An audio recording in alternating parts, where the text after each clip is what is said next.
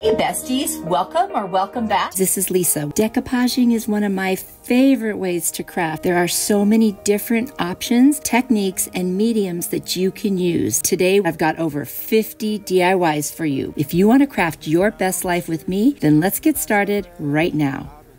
This Dollar Tree house. I recently did a video showing you another hack with those houses. I'll link that down below. I'm going to use my heating tool from Amazon to take that tag off. It really helps a lot with the stickers. And I'm going to use some Rust-Oleum linen white chalk paint and my burnt umber apple barrel paint. I'm going to paint the inside and back of the house. I did not need to do the back after all because I decided to cover all the rest with the burnt umber. So now I'm just going to cut the book pages into little teeny pieces and then put some glue or Mod Podge, whatever you want to use, down inside and just start Mod Podging, like going all different directions, all different sizes, and just cover that inside face of the shadow box house. I love doing Mod Podging. It's so fun, and there's so many different ways you can do it. And I think book pages look amazing when you Mod Podge them.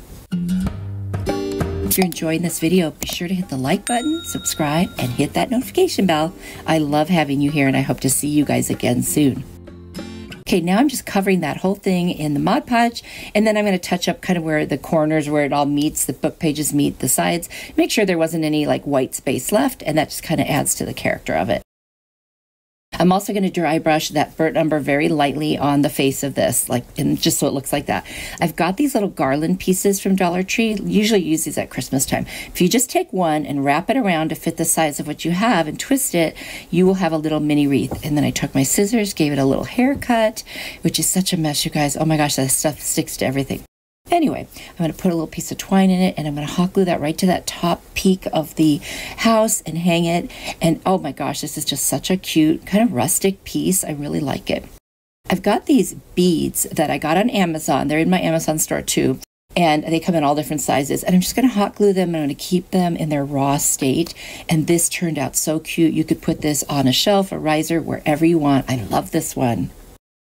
An open heart when your world is a mess. That's the only kind of love, the only kind of love. I have books coming out of my ears that I need to donate, and so I decided to use some of the book pages for a Trash to Treasure DIY.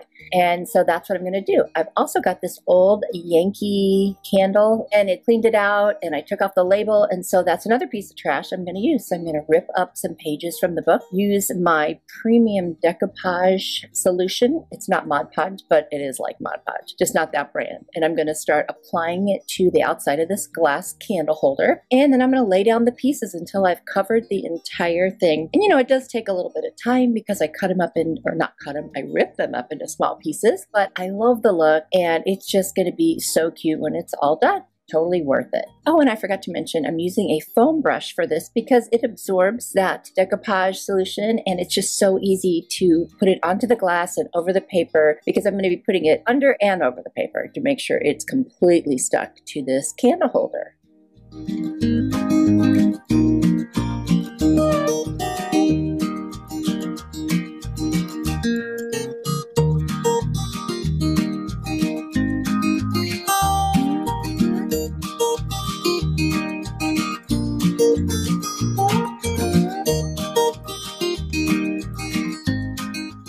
I have all my book pages attached now to the candle holder, and I'm going to use a chippy brush, and I'm just going to dry brush some of the antique wax from Waverly over it. So basically dry brushing, get a little bit on your brush, wipe off most of it, and then apply the rest, just kind of drag it across your surface. And I'm also going to hit the edges and seams if there were any, harder, because that's where you would expect to see a little more of the antiquing.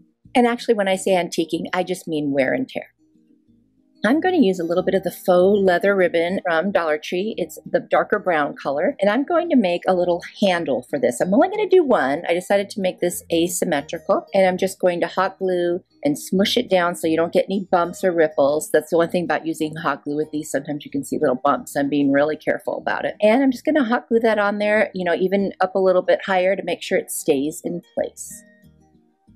Now, it's not a functional handle. It's just for looks only. Now, if you've watched my channel very much, you know I love these pop-up stickers. So I'm going to take 2 of them and leave them on the paper still, and I'm going to paint them black with some ink chalk paint.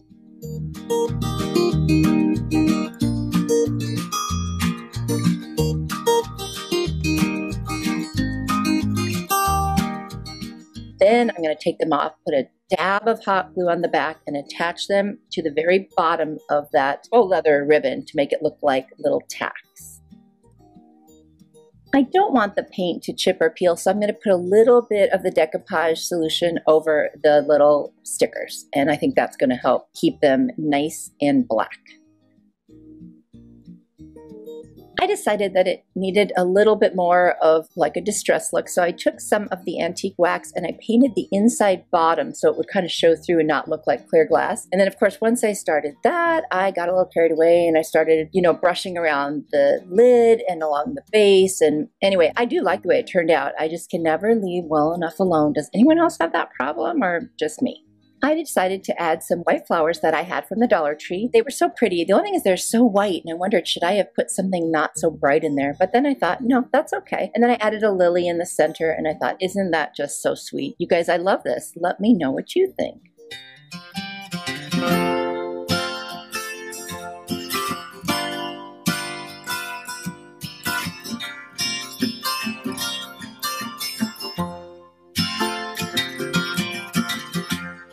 Jar I was just emptied out after we used something. You don't have to use a jar like that. You can buy a little thing at Dollar Tree, anything you want. It just needs to be see-through. That's the key. I'm going to take a piece of masking tape right through the center and just tape it all the way around right there in the center or middle of that little jar. Once I have that on, I'm going to take some Mod Podge. I'm going to start laying it down on the top and bottom of that piece of tape. And I'm just going to start tearing up pieces of book pages until I cover both sides of that tape. And I'm just going to keep adding more Mod Podge and adding more pieces. And they can go any direction, any size, as long as they fit on those spaces. So there you go. And then I'm going to slowly tear off the tape, add a bunch more Mod Podge to make sure that thing is really sealed. And I'm going to only put the Mod Podge over the book pages, and I realize it'll get on the glass. So I'm going to take my little scraper. You can use blade, whatever you have. It has to be sharp, and just scrape it all off. And there it is. And now I'm going to take some twine from the Dollar Tree. I'm just going to put a little hot glue and start wrapping around the top where the threads of the jar are. And I just hot glue it every so often to make sure it stays in place. You don't have to hot glue every part of it, but just every so often. I'm going to do it all the way up to the top of the jar. Once that's done, then I'm going to make a cute little bow with multiple loops. So see what I'm doing? I'm just wrapping it around my fingers, and then I'll cut it off, and I leave tails on it. So I'm going to hold it in the middle. You see how I've got the tails? I'm going to hot glue the tails down. And then there I've got my little bow. I'm going to hot glue that right to the top of the jar where the twine is. And then I'm going to go ahead and trim my tails down just a little bit. I ordered these fairy lights on Amazon, and I'm going to put those in there. I also cut up a little winter pick just to get some greenery. Teeny little pieces, just put a couple on each side with the hot glue. I just felt like it needed a little color.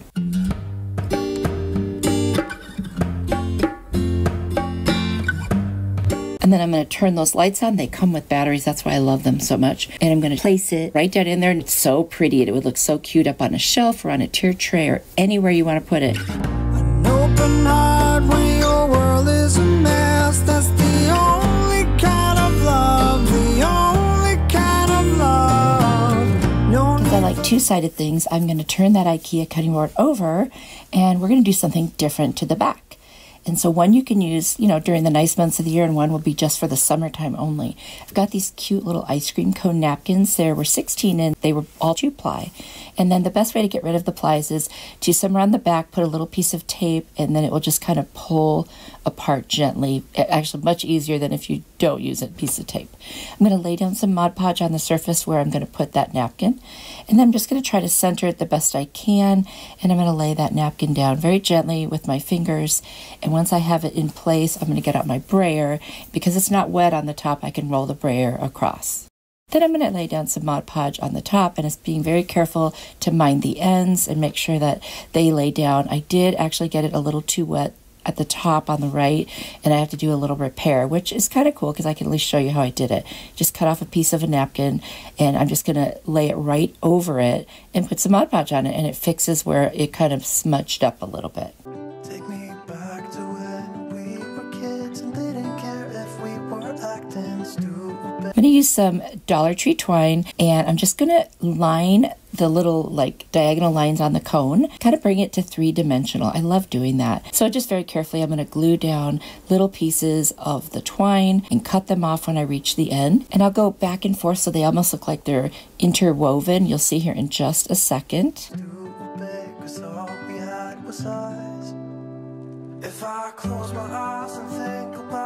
There you go. And I love that look.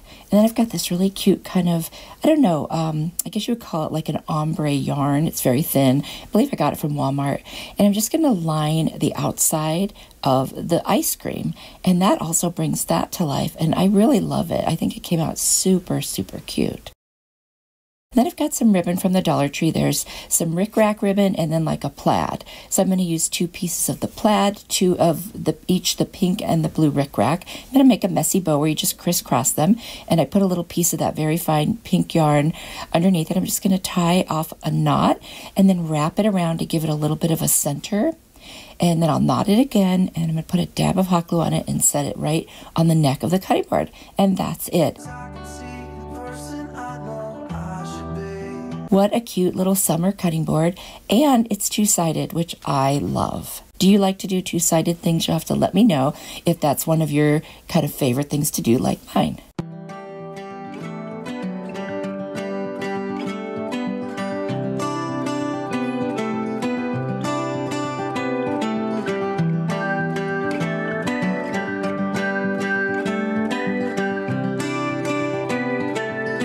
Red cutting board. It's a plastic one from the Dollar Tree. And then I've got this little piece of wood with chicken wire from Dollar General and this gorgeous napkin I got this year at the Dollar Tree. I really wanted a white one, but they didn't have it, so I'm just going to paint it white with my Rust-Oleum linen white chalk paint. It takes 2 coats. And for some reason I thought the camera was on and it wasn't, but I laid down some Mod Podge, put a piece of the napkin on, and used my brayer, and then I just used my fingers to like push down against the seam there. And I'm going to use an X-Acto knife and very gently cut around the edges. It's very hard because, you know, you can't see what you're doing underneath, but if you go nice and slow. So now I'm going to add some Mod Podge around all of those edges and over the entire top. And you'll see that it took off some of the paint. So I'm just going to get an art brush and go around and touch it up. I'm okay with it not looking perfect because we are going to distress this piece.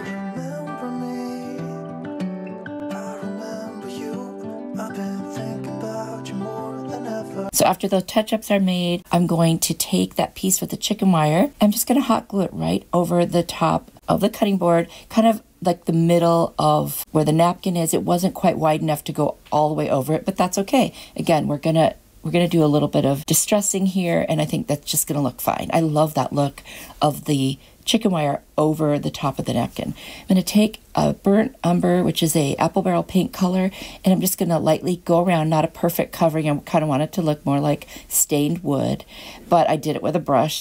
Came out pretty cute though.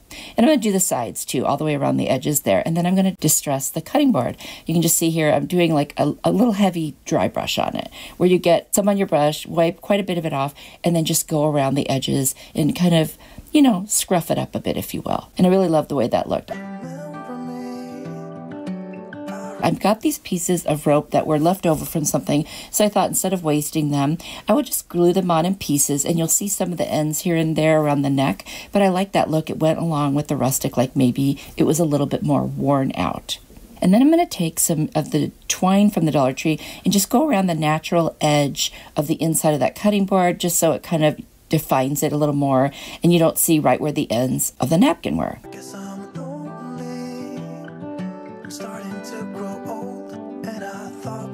And then I've got these really beautiful flowers from the Dollar Tree.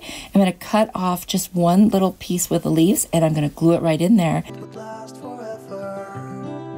And I think this looks beautiful, and I've already got it up in my kitchen, so you have to let me know what you think. I really like this one.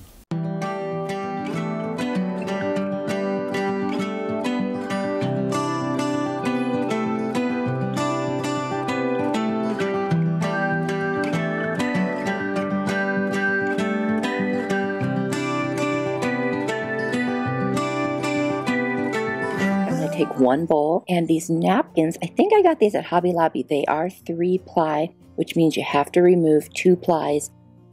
I'm going to use some Mod Podge. We'll be doing some decoupaging. So there's layer 1, and a little tougher to remove, but there is layer 2. And that leaves me with the third ply, in this case the top that has the little sea creatures or sea animals on it. I'm going to cut them out with like fussy cutting. I'm just going to put them with some Mod Podge on the inside of the bowl, just kind of place them around, sort of in a pattern, I guess. I'll lay a coat of the Mod Podge down, then I'll place some in the bottom of the bowl. I'm just going to put the other ones kind of in 4 places around the inside of the bowl, and you'll see me doing that here. Always layer Mod Podge first, especially with very thin napkins, and then I'll put some over the top once that dries so I don't move the napkins around and smudge the whole thing up. I am going to put more Mod Podge inside the bowl just to cover everything so it doesn't look funny that some parts have it and some parts don't, and then when I dry it with my heat tool, you can't even see the Mod Podge, and it looks really cool. Obviously this is a coastal theme DIY.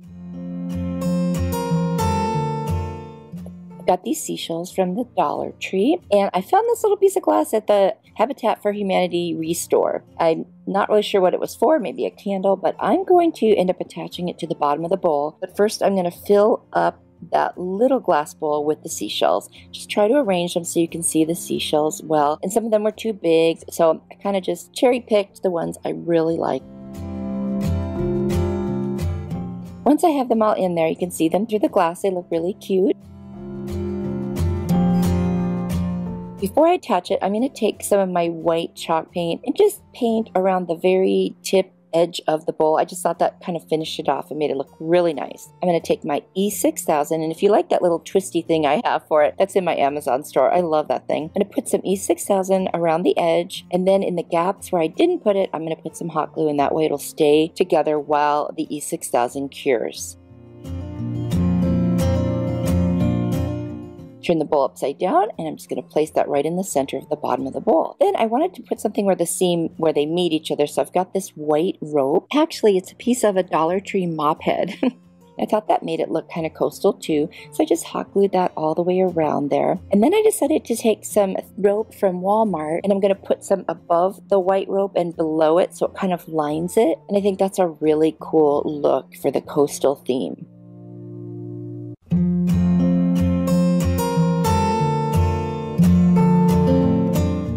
And then I add a little bit to the very bottom of the glass bowl too. I just thought that finished it off. I really think this is cute, and talk about easy. Oh my gosh. Such an easy piece. It'll go nicely in my bedroom, which is the only room in my house that has coastal. This would be a great thing to throw jewelry, knickknacks, whatever in, and have it sitting like on the dresser. I hope you guys like this one. What a great Dollar Tree hack for this bowl.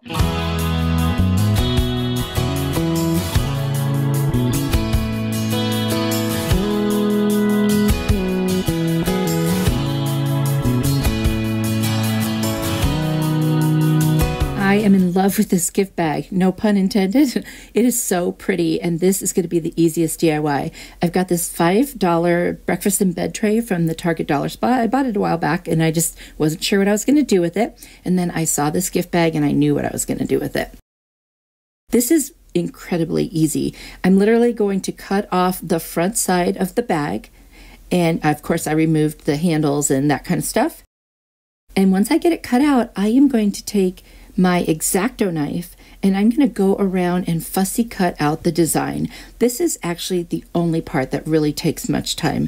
And you know what? Put on a video or some good music, whatever, and just kind of go to town and just be real careful, go slow, and I'll just get everything that I don't want in this project to just be cut right out. And it's actually a very easy thing to do. Just have a cutting mat underneath you when you do it.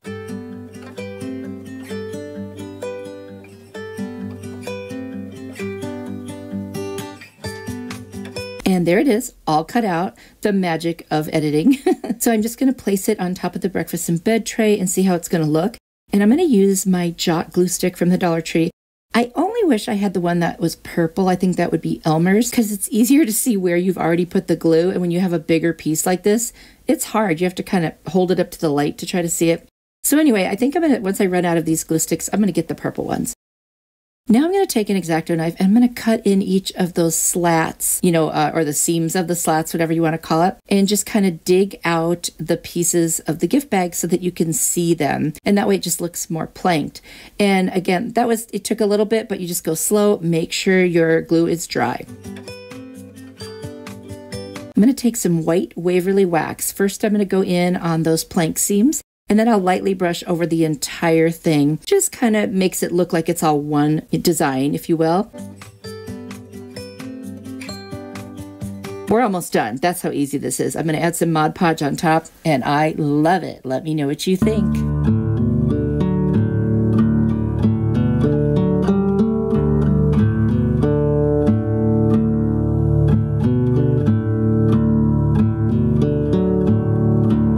Talk about a cute, festive gift bag.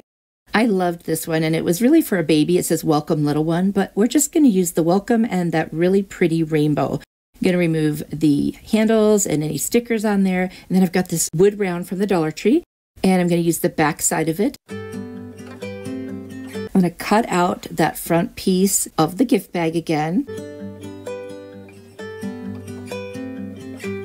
And I'm just going to take the little hanger off and use my heat tool from Amazon to remove the label. It works so well for that. And I'm in a position where I want the rainbow to be. And then I will take my Aleene's tacky glue, and I'm just going to hold it in place and start putting glue on there. And this is so easy. I can't believe how easy this one is. I finally got a new brayer. Yay. So now I can use it when I'm doing any kind of Mod Podge or anything like that. And now I'm just going to lift up the rest of it. I like doing this in sections. That way you don't have to worry about glue getting on anything and drying and just anything like that. And I use the brayer again.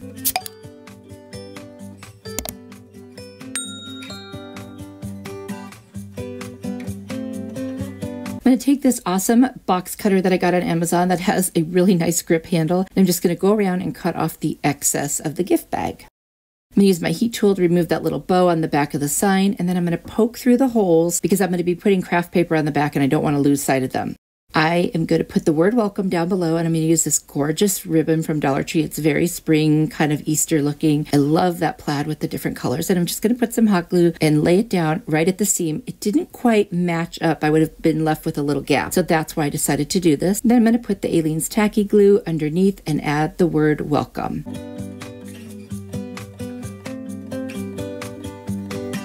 I'm going to cut off the big pieces of the excess, and then I'm going to glue on the rest of it because I had just done that one section so it wouldn't move around. And of course, I will use my brayer again. Now that I have it back, I'm so excited. I'm going to take my box cutter and go around and get the rest of that excess off. Now I've taken some little pieces of greenery and made a little swag with them. And then I've also got these little flowers from the Dollar Tree, and I've got jute cord. I'm just going to tie it right around the center, and that'll give me something to put the glue on, and actually would also hold them all together. I'm going to add one more flower right to the center so you can't see the jute. And then I'm going to hot glue it right to the very top of this gorgeous round sign. I guess it's going to be a door hanger. There's the craft paper I'm going to use on the back. I'm going to do Mod Podge all over the top, and I'm going to take this mop head and I'm going to put strands of it around the whole thing. And I think this one just came out so festive. Let me know what you think.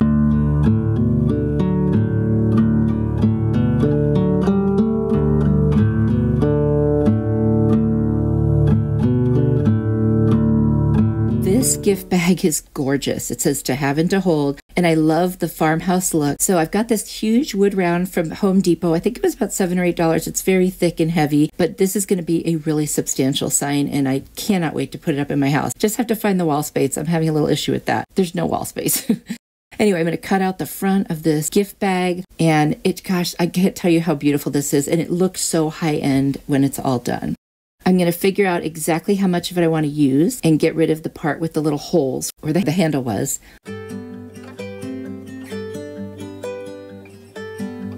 And then I'm going to kind of measure to find exactly the placement where I want to put it. And I'm going to grab some masking tape. I'm going to tape off part of the top and a part of the bottom because I want to use my white Waverly wax and just do those two outside parts and around the edges in that color, because a lot of the stuff in my house is kind of off-white. So I thought this would be a really nice way to make it coordinate. And with the Waverly white wax, you can do it just like you do the regular antique wax. And that is, you put it on, you can either leave it or you can wipe off the excess. I chose to wipe off the excess, so it kind of give it more of a whitewash type of a look, but it's really pretty. You can still see the wood grain through it, so I really like that.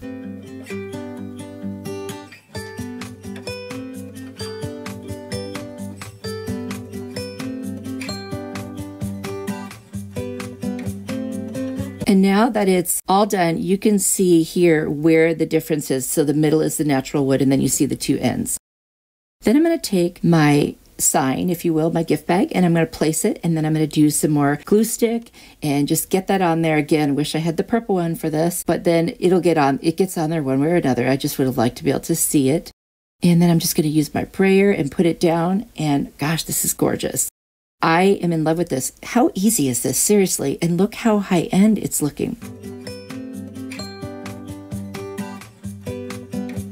Once I get it on, I'm going to take a sanding sponge and I'm just going to go around the sides and get rid of the excess. Now, I did use the X-Acto knife to get the big pieces off, but I want a nice clean edge. So when I'm done, it's perfect. I love the way it looks. I'm going to put 2 heavy-duty screws on the back and some wire for a hanger, and that part is done now. The only other thing I'm going to do is I've got a magnolia wreath from Five Below. It was like $5.55, and I'm going to place that around it, and when I hang it up, that's how I'll do it. And I think this turned out gorgeous. It looks so expensive. And it was a gift bag from the Dollar Tree. I mean, seriously, I cannot get over this one.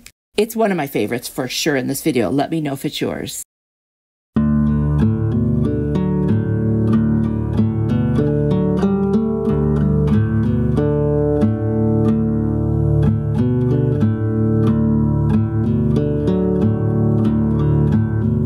Napkins with these leaves on them. They are 3-ply, and I've got this little sign from the Dollar Tree, and these are peonies from the Dollar Tree and one from Amazon. The Amazon ones are gorgeous. I'm going to put some tape on the back of my napkin to remove the ply. It makes it come off very easy. And then this is the 3rd ply coming off. And then I'm going to go around with a spatula and try to get this paper off the front. I thought I was doing such a good job, and I peeled it off and it wasn't off. So I sprayed it down with some water and got it off. I used this staple remover that I got on Amazon. It's got to be the most heavy duty, best staple remover I've ever used. Anyway, and then I'm going to pull off the sign, and you see it was like halfway on the sign, and I'm going to move it up to the top. I put the arrows there. That way there's less of the stick showing. I'm going to add a hanger on the back with some hot glue and some masking tape, and I'm going to paint it with my Rust-Oleum linen white chalk paint. Then I'm going to place the napkin right where I want it, and in sections I'm going to lay down a thin coat of Mod Podge and very carefully spread the napkin out on top of the wood. And just trying to avoid bubbles and wrinkles. I don't mind a little bit. And I'm going to put Mod Podge over the whole thing. Now, this is a different way to do it. While it's still wet, you can carefully rip it around the sides. But once it's dry, I went around with a nail file to make sure I got everything off. I'm going to take that gorgeous peony from Amazon, and I'm going to glue it right on. And then I'm going to cut off some of the little petals on the peonies from Dollar Tree because I want them to seem smaller, and I'm going to glue them right next to it and have some leaves there as well. I just think it's beautiful, and the combination of the two is gorgeous. I have this really cool mesh ribbon and a little sheer ribbon that matches, and I'm just going to cut one piece, cinch it in the middle with some twine, and then I'm going to wrap the sheer ribbon around about 5 or 6 times, and then tie that in the middle, and then just kind of pull out the little loops, and it just makes for a cute little bow. I probably should have made it a little bit bigger, but I'm okay with it.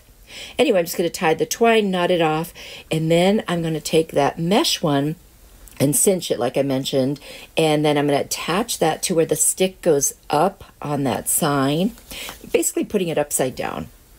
And that's why the top part's going to have the bow. So I'm going to put that on there with some hot glue, and then I'm going to put the bow right in the middle of that with the hot glue as well. And I just think this one came out so pretty. I love it. And that napkin is just gorgeous. I've never seen them before, and it's been a while since I bought it, so I'm not sure if they still have it, but it is just such a beautiful napkin. I love this one, and I hope you guys love it too.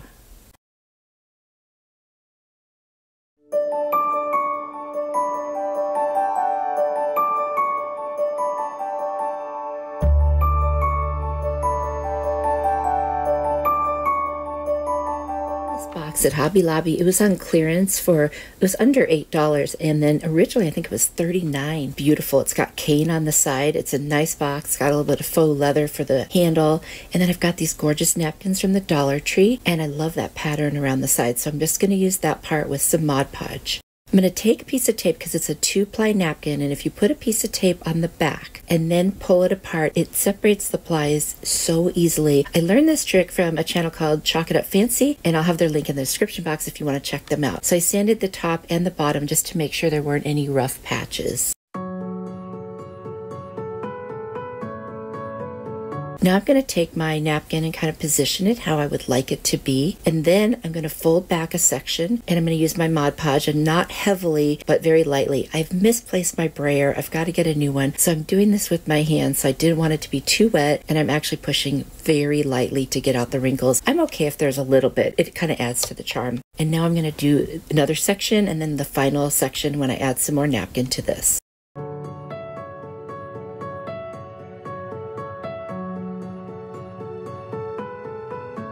And now I'm going to cut away that part where it's just white, and I'm going to cut another piece to fit in there and add some more flowers on there. And it's a busy pattern, so it's not going to look like I piecemealed this. It's just going to connect right into the pattern.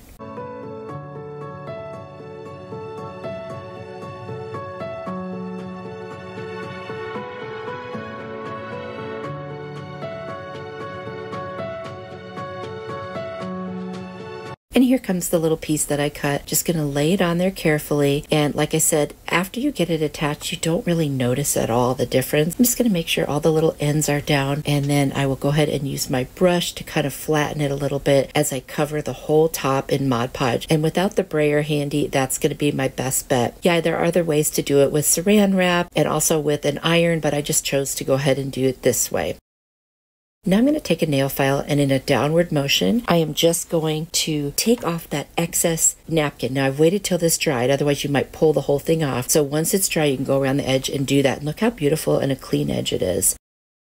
I'm going to take my Agave chalk paint by Waverly. It's my favorite Waverly color. And I'm just going to go around the edges.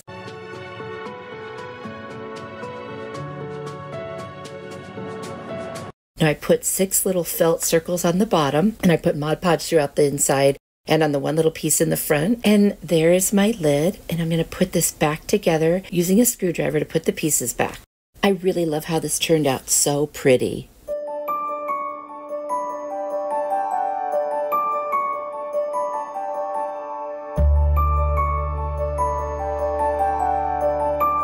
Napkins actually weren't from Dollar Tree. These were from Hobby Lobby. They were $2.99, but on clearance. A piece of the longer wood sign with the seahorse cut out on it, and then a frame from the Dollar Tree. I'm going to put the tape on the back of the napkin, rip it apart, and I got this really cool cutting tool. My friend Leonette at DIY Beauty on Purpose mentioned it in a video, and I thought, I need to have that. So anyway, I'll put her link down in the description box, and you can see just how nice this thing cuts. Excuse my table, it was moving a little bit because I was putting way too much pressure. So what I do is I just cut off that top piece where the holes were, and I just sand around the edges and clean them up. And now I've got this cute little piece that I can do something with, where I already used that bottom of it. It was a much longer side. I'm going to take everything out of the frame, and I'm not going to need the glass, so we're just going to put that aside. And then I've got this piece of cardboard, and I'm going to trace the backing of the frame on it and cut it out because I want to put everything on a piece of cardboard. Otherwise, there'll be too much space in the frame because the glass won't be going back. So I'm going to use that little cutter tool again, and it looks how nice it is. It's also got a great little hand grip. Anyway, that should be in my Amazon store. I will make sure it gets in there in case you guys want to check it out.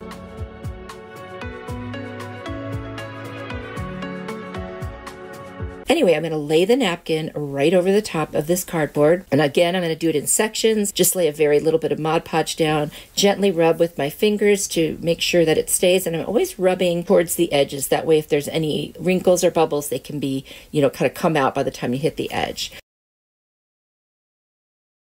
I am going to put another coat of Mod Podge over the entire thing just to make sure it's all nice and sealed in there. And once it dries, I'm going to take my nail file, go around the edges and clean them up in a downward motion. So there you can see me with the nail file. So now that I've got that done, you can see that it's all finished. And I'm going to take that gold frame. Gold isn't really my thing here, so I'm going to paint it with the Rust-Oleum Linen White chalk paint. And I do want it to look a little bit distressed, and since the gold is underneath, I'll just take the nail file, go around, and let some of that gold show through, and that would be a really cool way to distress it. So that's all done. Now I'm going to place everything back in, including the new piece of cardboard with the napkin on it. I love that napkin. I actually did a mirror with that napkin. I'll have to link that video. You can check it out. It came out so pretty. There we are. And now I'm just going to take that seahorse piece of wood. I'm just going to hot glue it right in the middle. That's how easy this is. And look how cute it's going to turn out. And it will go in my bedroom with all my other coastal things. And actually that napkin matches the mirror that's in there. So I just, not a matchy, but a little bit. Anyway, I love this. And I hope you guys love it too. So I'm curious, what is your favorite decorating style? Let me know down in the comments.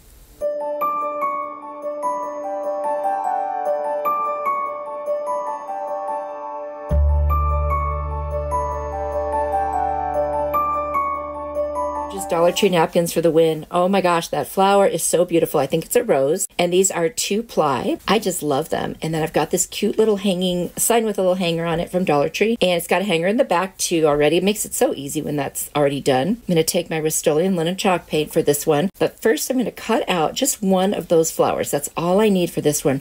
This is super, super easy. Then I'm going to take my tape and put it on the back and pull apart the 2 plies and keep the one that I really need. I always use the backing like if I need to wipe my fingers on something. So there you go. I don't waste any of it. I'm going to take a little baby paintbrush and mist it with water, and I'm going to go around the flower, and then I can just rip around it. It looks so much better when you do that instead of cutting. And it's not a big deal because when it's wet, it just rips so easily. So I do that all around the entire thing.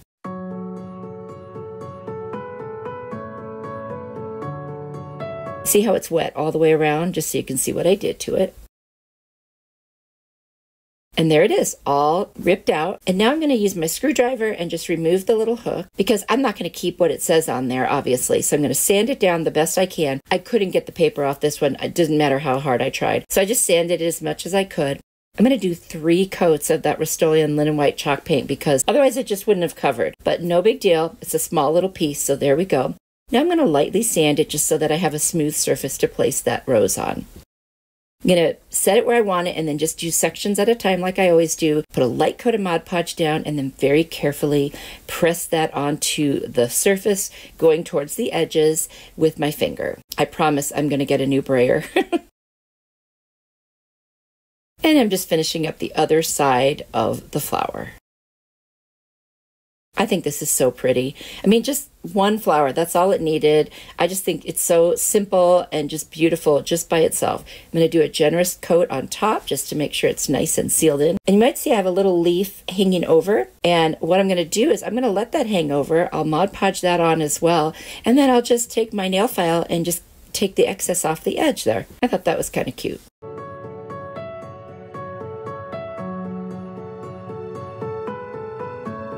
So now I'm just going to put back the little hook, and then the little screws that came with it somehow fell off my desk and I couldn't find them. I even went searching with a magnet, couldn't find them. So I put 2 other screws in, but they were silver, so I'm going to use my European gold rub and buff, and I'm just going to cover that up and then put a little bit on the rest of the hook, and then it just looks like it was always that way. I love this. So cute, so easy. You could hang your keys on it. You could hang a scarf, whatever you want. Just so fun. I hope you guys like it. You'll have to let me know which one was your favorite today.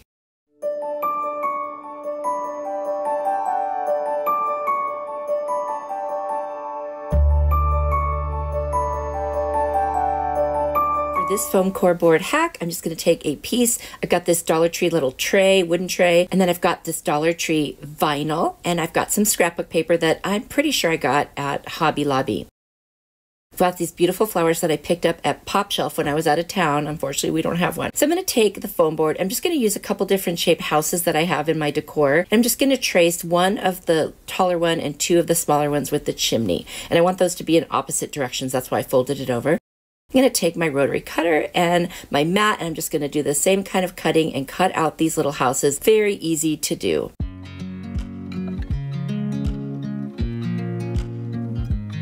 I'm going to take the tag off of the tray. I'm going to paint it with my Rust-Oleum linen white chalk paint, the entire thing. Just one nice coat.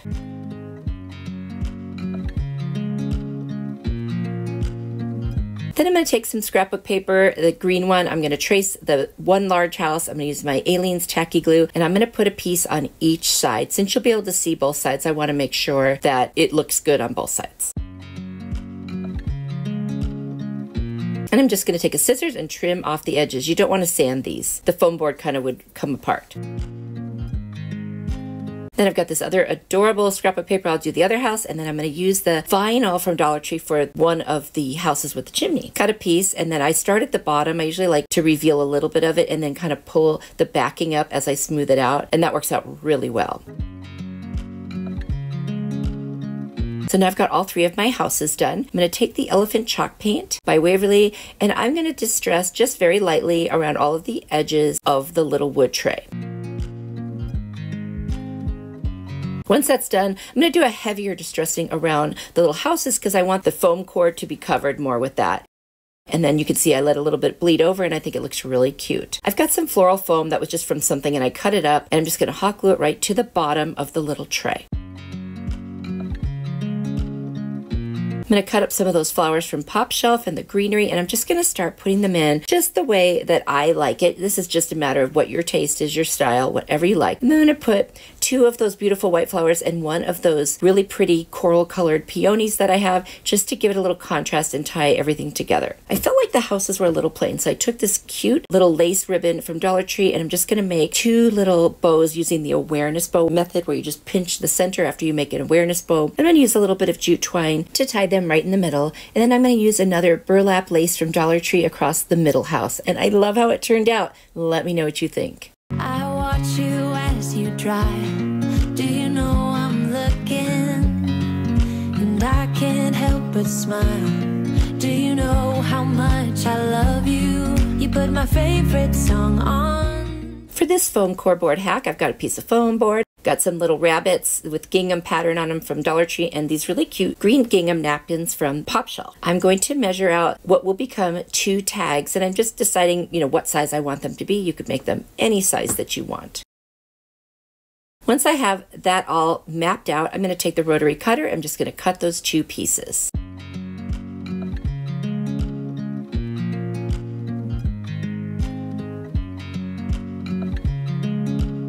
Now that I have the 2 pieces, I'm going to find my center, and then just a little bit beyond each side of the center, and I'm just going to draw a line that's angled, and that's what's going to create the top of my tags. And I'll do the same thing to both of them, but I'll cut this one first and use it as a template for the second one, so they'll come out the same exact way. These are going to be pretty small tags. I mean, they're not teeny ones, but they're not huge either, and I kind of like this. I don't have a lot of space, and so I need to sometimes do things that aren't quite so large.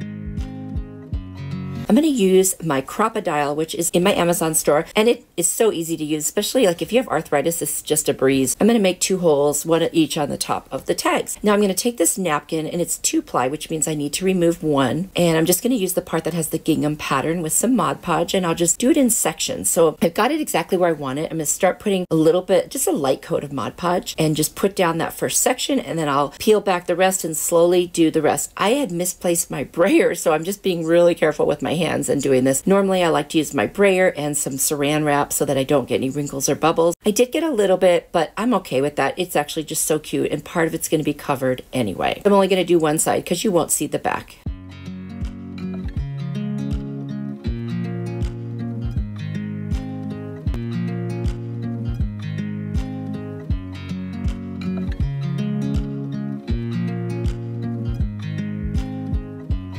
While it's wet, I'm going to super carefully rip around the edges because I don't want to use sandpaper on this, or I could have just used the scissors and wait till it was dry, but it worked out just fine. Now I'm going to take some scrapbook paper, and I'm just going to cut out the other tag, and I'm going to use my Aleene's tacky glue and attach it, and then I put some paint around the edges, which I'll show you in a second, and I'm also going to put 2 bunnies on the green gingham one. The ribbons on the bunnies were pink, and I used a purple marker to make them purple so that they would match with the other scrapbook paper. And I did use the fern colored Waverly chalk paint to do the edges and kind of just overlapping a little bit to the front. So just hot gluing those bunnies right on there, and then I'm going to hot glue these 2 together, and I'm going to use a piece of rope as a way to hang it and put the knot in the front. And I think they came out so cute. Let me know what you think. I watch you as you drive. Do you know I'm looking?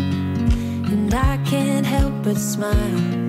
Do you know how much I love you? You put my favorite song on. Foam core board hack. I've got my foam core, and I've got 2 of these little skewers from the Dollar Tree and a wooden bunny from the Dollar Tree, the vinyl and scrapbook paper again. And what I'm going to do is take my little bunny, I'm just going to trace one out, and then I'm going to use the curve on the bottom to start an egg shape, and then I'll go at the top with a narrower round and connect the 2 areas. I'm going to use an X-Acto knife to cut this out because I need to be able to curve around. So it takes several passes to get it through, but it's really not a big deal. It did not take me more than maybe 30 seconds to a minute at the longest. So I'm going to cut out both pieces, and then I'm going to use scrapbook paper. I'm going to do both sides of this. So I'm going to use 2 pieces of the scrapbook paper, the green one, and I'll cut those out.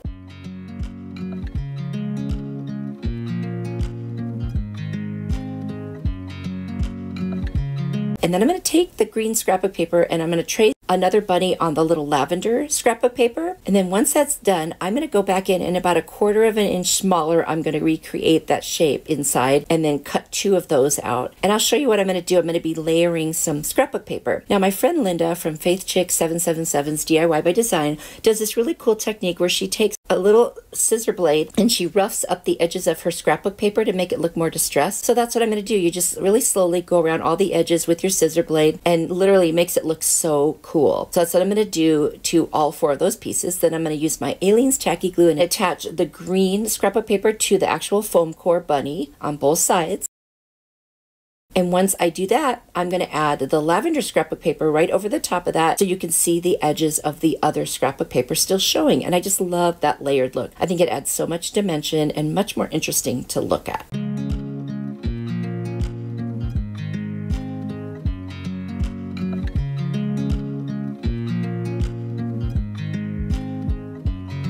I'm going to do the egg in the vinyl from Dollar Tree. So I just cut a piece that was about the right size, and I'm going to end up doing 2 of those. And I'll just lace them on and slowly pull the backing out. And then I will take my scissors and I will cut all the way around that. And that comes out so cute. And I will do that to both sides.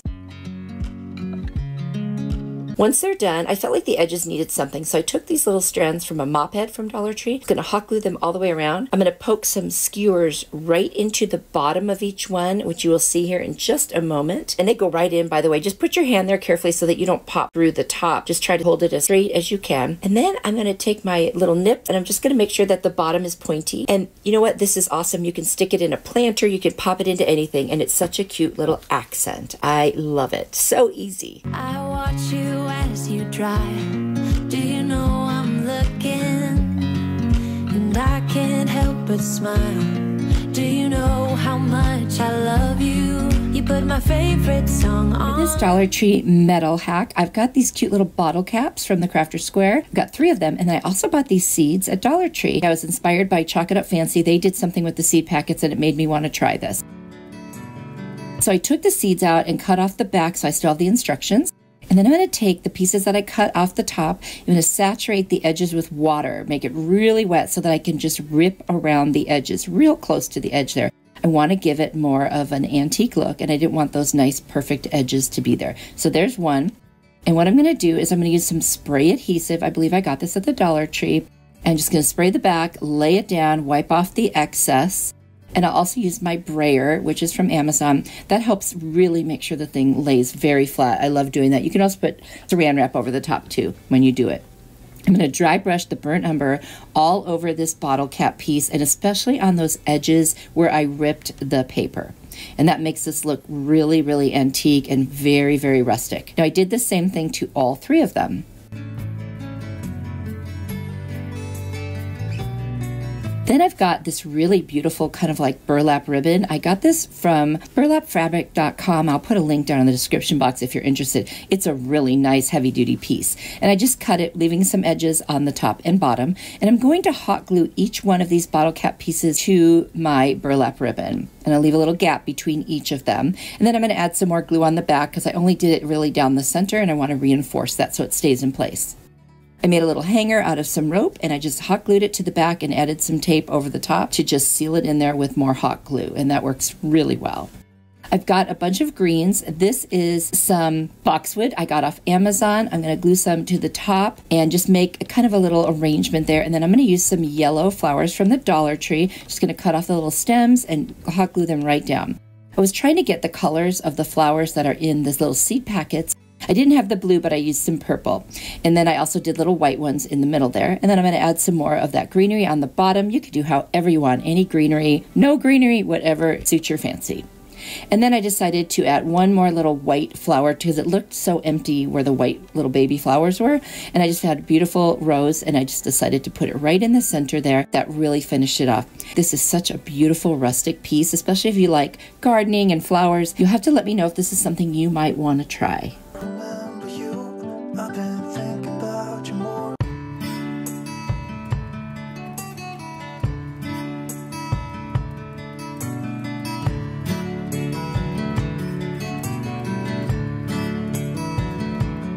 Project, I'm going to use this really large planter from IKEA. It was only $1 and it's got kind of a rough feeling on the outside so I don't have to prime it. I'm going to use the Celery Color Chalk Paint by Waverly. I also got these napkins at IKEA. They are 3-ply. They're gorgeous.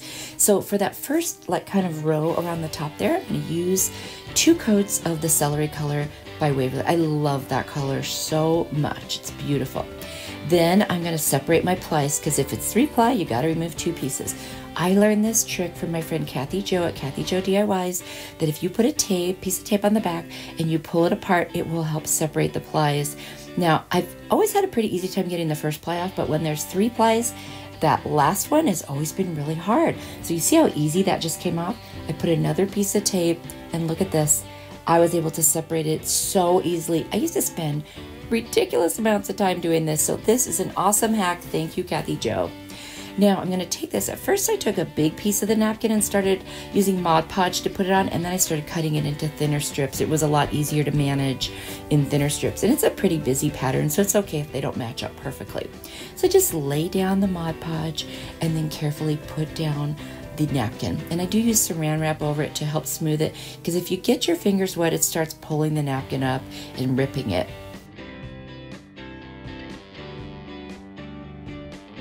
So I just laid it down. There's my saran wrap, and that just really made a difference. Because it was a round surface, I didn't use my brayer. It was just easier to use my hands. And now you see I'm starting to use strips. You know, you get smarter as you do it.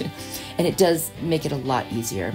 So I'm only going to do that for those 3 rows in the middle. So the top row is the celery color. I'm going to put the napkin on the 3 rows, if you will, in the middle. And then I'm going to use a different paint color in a minute. I'll show you on the bottom. And now I'm just taking pieces. I'm going to cut little pieces just to fill in the gaps. Try to make a match. Not perfect, and honestly, once it's all done, you don't even notice. So this is just a very forgiving project, very easy, and it really does end up looking very high-end. I'm going to take my X-Acto knife and make sure there's no excess hanging over the top. Then I'm going to take my Moss Color by Waverly, which is slightly darker than celery. I'm going to do that whole bottom row and the very bottom of this planter. And I think it's just gorgeous. And I'm going to take my 1 coat, you know, polyurethane, and I'm going to put like 2 or 3 coats on it because this will probably sit outside, and I want to make sure it's good. I'm also using nautical rope from the Dollar Tree. It was a 3-strand cord. I separated the 3 strands from part of it and used single strands. And then up at the top there, I used 2 strands together, and then I put single on either side. I really like the pattern that it created. So 3 below the Mod Podge, 3 above, the double, and then a single on either side at the top. I love this one. It's gorgeous. This is also a gift for my sister-in-law. For this next Dollar Tree calendar hack, I'm going to use the 2021 Farmers Market calendar and the month that has the fresh squeezed lemonade. I got this cutting board for $3.99 at the Goodwill. Now I'm going to start sanding it because it's got a couple of spots on it that I don't like. I end up staining it, but I'm going to cut each piece based on those planks. I had a plan when I first started, but I ended up abandoning it, so I started off doing it this way, and then I decided to take my X-Acto knife and fussy cut around everything. You'll see, there it is. It took a while, but I just put a video or 2 on, and that was it. Now I'm going to take my wood finish by Minwax. It's called Weathered Oak, and I'm just going to go ahead and stain the whole thing. This is after I sanded it. This really helps with getting the tone that I wanted on it and making it look more even. I'm going to do that to both sides. Then I'm going to use my Minwax polyurethane, and I'm going to use that for my decoupaging of the stuff I cut out. So I'm going to put a coat underneath, lay down, you know, doing it in sections, lay down the letters and the picture, and kind of push it down lightly with my finger, and then I will go back over the top with the polyurethane. And I'm going to do the same thing with the rest of it. I'm just kind of lining up the pieces, you know, where they matched up, because originally I was going to do them as planks, and then I realized, nah, but I love how it turned out. What do you think? I am getting into cutting boards lately. I'm starting a little display in my kitchen of all different shapes and sizes. So this is one of the many cutting boards that I have to work with. So you'll be seeing more of them. I just love them. I love decorating with them. I'm going to be using two different calendars for this, the Farm Fresh 2022 and the Simply Blessed from 2021. Because on the back, the month of July has two cute little patriotic calendar pictures. And I've got these two little mini pails. I think they're like wedding favor pails from the Dollar Tree. And I'm going to use the very back of the calendar and just use those little squares where they tell you what's going to be in the calendar. So I trimmed them up to make sure they would fit on my little buckets. This is so easy. I'm just going to take my Beacon fabric tack glue, put it on the back of the little calendar pieces, and then I'm just going to attach them right to the bucket. That's it. Do the same thing for each one. Seriously, they're the cutest little decor pieces. You could put them on a tier tray, on a shelf, anywhere you want. They are adorable. Then I'm going to Mod Podge over the top so that everything is sealed on there. And that takes just a couple of minutes. Then I've got these carnations from the Dollar Tree, white and red. And I'm just going to take one of each color off of the pick, and then I've got some foam from Packing Box, and I just cut up a little piece, and I'm going to cut that piece in half once I take it off, and I'm going to stick that in the bottom of the little bucket, and then just put the flowers right in there. It does not get any easier than this, and it's so, so cute. I hope you guys like this one. I love it. This would be so cute if you were having like a 4th of July get-together to make a bunch of these little favors, or just put them all over tables and everything. I think they're super, super cute and pretty versatile too.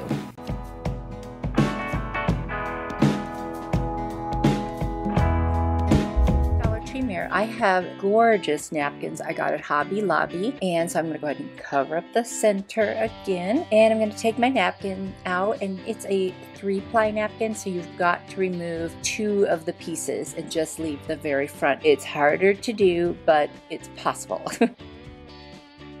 So anyway, there was 1, there's 2, and now I'm only going to use the top piece. It will not work right if you do all of them or some of them. Anyway, I'm trying to flatten out the folds just a little bit. I'm going to use my Kills primer, and I'll apply it with a little foam brush that I got on Amazon. It's a great deal. The reason I'm using the white primer is because the paper is pretty thin in the napkin, and in case you see through it, I want you to see white and not the color that the mirror was. Once I get that completely covered, I'm going to take my napkin and I'm going to position it. And I like to do this in sections. I'm going to use some Mod Podge. I'm just going to apply some with a brush, and then I will lay down that little side, and I'm going to smooth it out with my fingers. Because this is like different textures and heights, I won't be able to use a brayer. I could use saran wrap, but it was dry enough. I didn't overload the Mod Podge, which is really important. You don't want to put like an excessive amount, or else your fingers will get wet as you do it, and then you'll start pulling up the napkin. So it's just really important to keep your fingers dry and just use the least amount of Mod Podge that you need for it to stick. And believe me, with this one little ply of the napkin, it doesn't need a whole lot. So I'm just going around the whole thing, and then when I got to like the end there, I realized one little corner wasn't covered. So I just tore off a piece, and it's a busy enough pattern that you won't even notice. So that worked out really nice. I didn't have to match it up. And now I'm just going to add more of the Mod Podge once I'm done touching it. And that way when it dries, I can just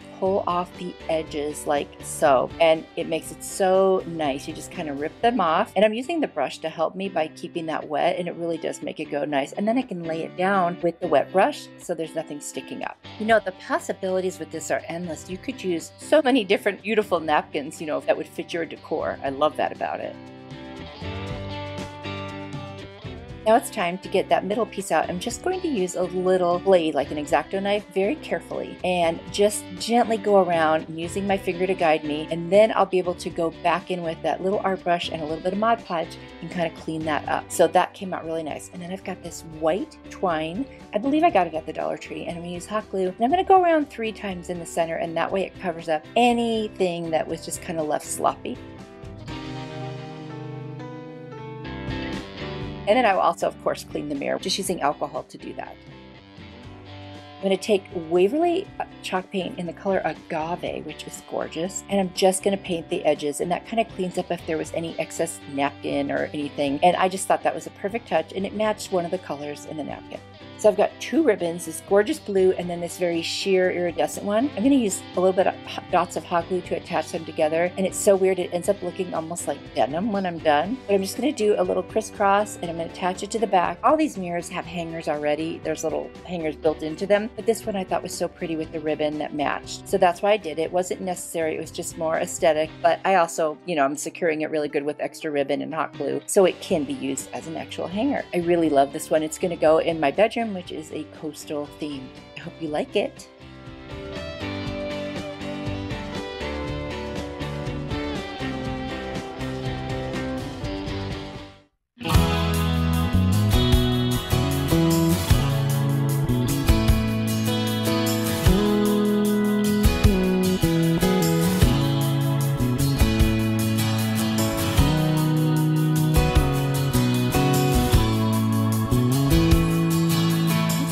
With 130 tumbling power blocks. Now they come 72 in a pack, so you just need 2 packs to do this and you'd have some extras. And what I'm going to do is start off building the lid of what I'm making, which is a Kleenex Holder Box. And now I'm going to put the Kleenex box on it. It's going to be one of the square ones, not the long rectangular one. So the top piece needs 20 and it's going to have 8 on each side and then 2 at the top, 2 at the bottom, leaving that little rectangular opening for the Kleenex to come out.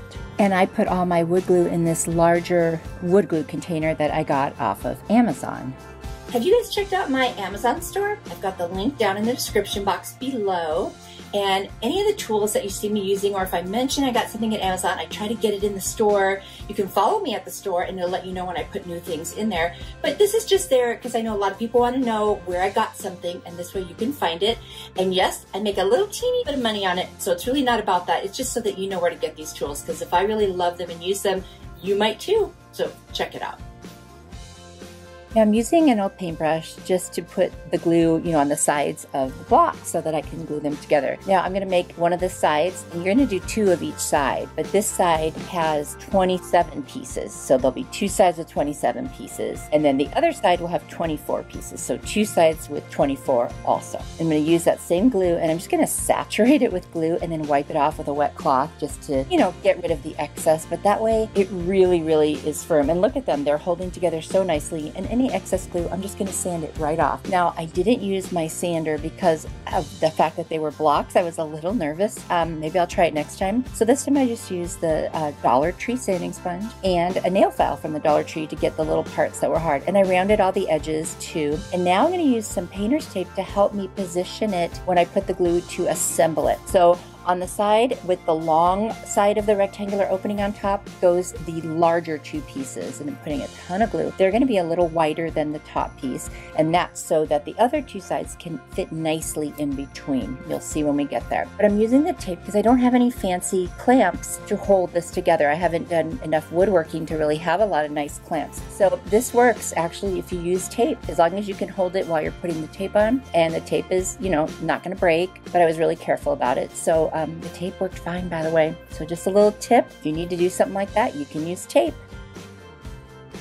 And now I'm just adding the other 2 sides, and you can see here this is the final side that I'm doing, and then I'm going to go ahead and tape everything, and I'm going to start taping it up higher too because I want it to be supported all the way around. After the first hour, the wood glue starts to set and you can keep working, but you don't want to do anything too crazy with it because it could still fall apart. But if you want to be safe, I'd wait 24 hours. That's the best way to do that.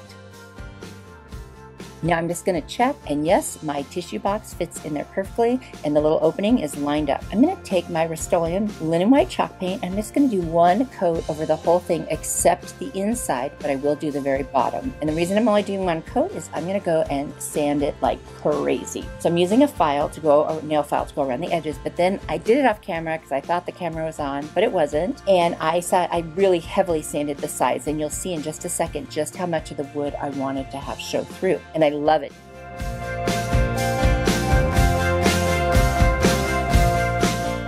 Do you see that? Is that just gorgeous? I love that look so much. So it makes it rustic. Now what I'm going to do is I've got this beautiful tissue paper that I got from chalkitupfancy.com. They also have a YouTube channel. I'll put their link down below. And I'm just going to take a little piece of this block tissue paper. I'm going to do one on each side. Now don't tell anyone, but the other side I accidentally did it upside down. But you know, it's going to be on the back, so probably no one will see it. Maybe. Just don't tell anyone, okay? Because I felt kind of silly that I did that. Anyway, I'm using my polyacrylic instead of Mod Podge because I'm going to finish the whole thing in polyacrylic to give it a nice top coat and seal it all in. And I'm using my brayer from Amazon to get off as many air bubbles or, you know, make as best contact as I possibly can.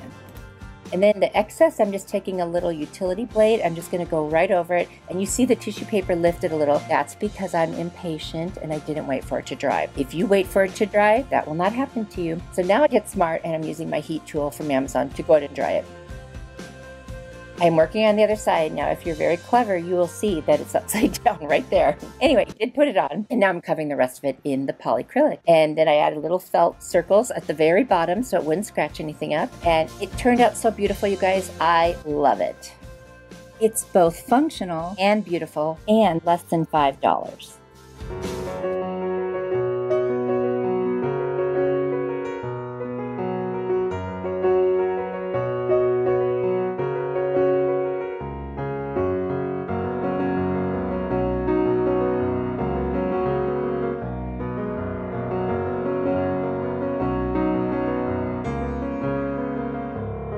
This functional DIY, I'm going to take 16 of the tumbling power blocks total, and I'm basically going to make a picture frame with them. I'm using that piece of foam board, and what I'm going to do is put them on their side, the narrow side. And so the top and the bottom are going to be 3 each, and then the rest are going to be evenly divided on the sides. I'm going to use the wood glue, and I'm going to use a little bit of hot glue as well. And I'm using my square ruler to help me get right angles and straight lines. And I will tell you, it's not easy with these blocks because, like I mentioned before, they're not the same. And even if you think they're the same, when you get done, they end up not being the same. Have no idea why. It's kind of crazy. But I'm just kind of figuring out how many I'm going to need based on the little size I'm using of the foam board, and then I will glue them all together. You know who uses these blocks all the time and makes amazing things is Dee from She's So Crafty. I'll put her link down in the description box. That girl's amazing, and she is so inspiring to me.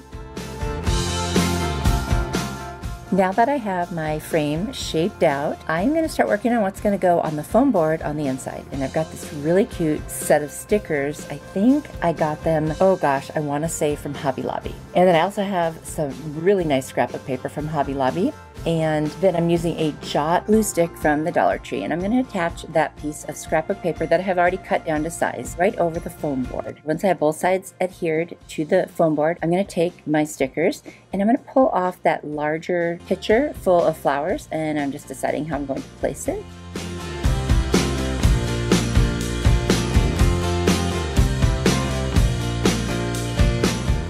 I'm going to trim some of the little pieces that are behind the flowers because they don't look as good on that scrapbook paper in my opinion. And then I cut out a little butterfly that I found on that paper as well. And I'm just going to place it right above the flowers. And I just thought that was kind of cute to add the butterfly. I didn't want to waste it. And I love it. It's just a very nice kind of spring looking picture. And we're not there yet, but it's nice to think about. Now I'm just going to sand down my pieces of block and I'm going to put the whole thing together. I have all the sides, glued together, but not the entire frame. And I'm going to use a combination of wood glue and hot glue, and I'm going to use tape to hold it in place as if it were like a clamp of some kind. And it works very well to do that and hold it right there until I feel like it's dry enough for me to remove the tape. Now, if you're wondering why I have these sort of faux bandages on, and in earlier DIYs I have real bandages, I was using some hot glue when I first started doing this one, and I placed it wrong, and I wanted to take it off, and I was trying to, kind of cut off the big lumps of hot glue, and I jabbed myself with an X-Acto knife twice, right on my thumb and right on my pointer finger, and of course it started bleeding, and I don't think I needed stitches. I think I was able to stop the bleeding, but I was determined to keep crafting and finish my project, so that's what happened. Now I am taking the foam board and I'm attaching it to the back of the frame, and I'm just gonna, clean up any loose ends, and then I'm gonna take this really beautiful sisal rope that I got from burlapfabric.com, and I'm just gonna hot glue it right around the inside edges, and that kind of covers up any of the little mishap of what I was doing when I made a mistake earlier. Then I put that around, and you want to know something? I actually think it looks really good with that on there, so it was a happy accident. Oh, and I'm okay now. I'm not even wearing band-aids anymore, so it's already healing. Now I'm just going to put some more of that sisal rope on the back and make a little hanger. And then I'm going to get some brown craft paper and I'm going to cut a shape that's pretty close to the size of this picture for the back. I'm going to hot glue it on and then trim around the edges. Then I'm going to pull the little hanger through a little slit that I'm going to make in the back, and then that's it, and this one will be done. It's actually pretty, but it's functional because it's a picture frame that I created. Let me know down in the comments, do you ever make functional crafts or DIYs, or do you only make decorative things? I'd love to know.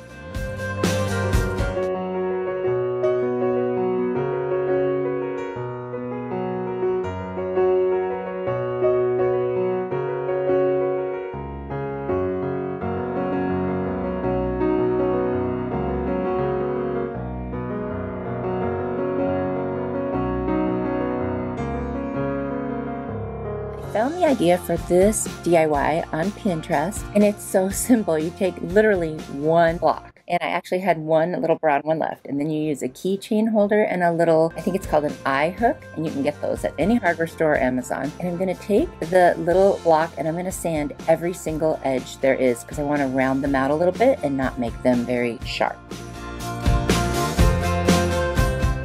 Then I'm going to clean up all the sawdust with my Ladybug vacuum from Amazon, and I do that with all the other ones. I don't always film it. And there's the block now that it's all sanded down. And then I'm going to open up this map of Ohio, which is where I live, and I'm going to find the area where I live, and I'm going to cut a piece of the map that is in that area. And then I'm going to cut a piece of the map that says Cincinnati proper, because I'm going to put that on the other side of the block. And then I'm going to cut an extra little edge to go on the sides of this block as well. And then I'm just going to take a little utility knife, and I'm going to use the block to actually score and cut them out.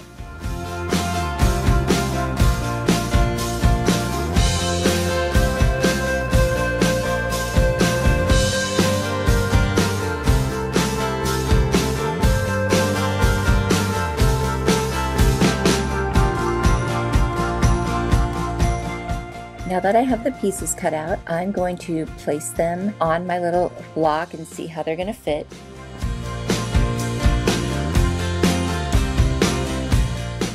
Then I'm going to take my little eye hook and I'm just going to push it into the center of one of the little short sides, and then I'm going to take that little hole I pushed in and I'm going to start twisting. And it really doesn't take much to get that thing in there, and then you just twist it all the way in. And then a little trick that I use, and you can consider this a hack maybe, is to take a staple remover and I'm going to clip right between the two rings on the key holder and hold it open so that I can place the little stick on with the eye hook, and that's how you get it on there. Then I'm going to use some Mod Podge. Just going to use the matte kind so it's not shiny, and I'm going to put some on, and then I'm going to take one of my little matte pieces and I'm going to go ahead and put it on, press it firmly, then cut off the excess and then glue that piece on. And I'm going to do the exact same thing with the other piece because it's really one piece is for two different sides. So then I cut it and place it again. Then I'm going to take a nail file from the Dollar Tree and I'm going to go around all the edges. I really want to get a nice clean edge and then just have the map kind of on the flat sides. When that is all done, I'm going to also sand around the top and the bottom. And then I'm going to get a Mod Podge out again and I'm going to put it over the entire thing, and that's it. It's the cutest little keychain, honestly. I can't believe how easy this was. There are so many possibilities with this. You don't have to use a map. You could use cute scrap of paper, whatever you like.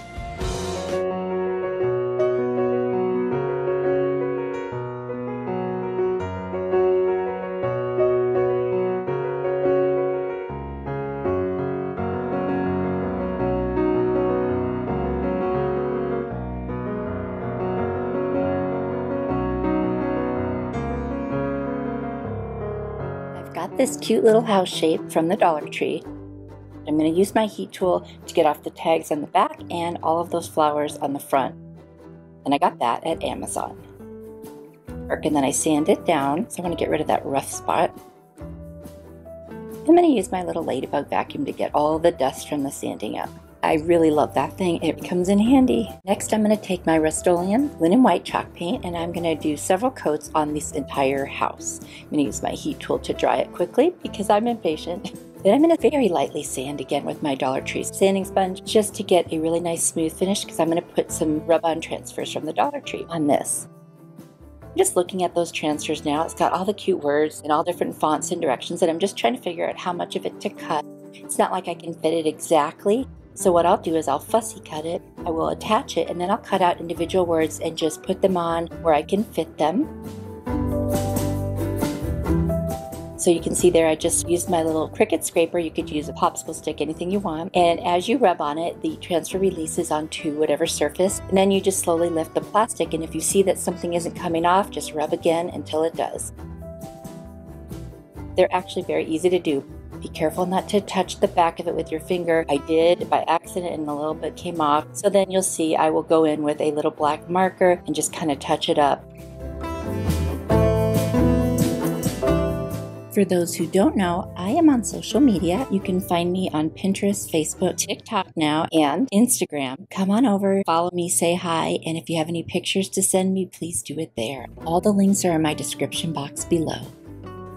So there I am with the marker. Now what I didn't do was let it dry enough or seal the top with a spray. I went and got my Mod Podge and started brushing over it and the ink started to smear. Oh no, right? So I tried to dry it and then go over it again. And what I ended up having to do is go back with my white paint and do a little bit of touch up, which is, unfortunate because it took extra time. So if you're really careful, you will not have to do that.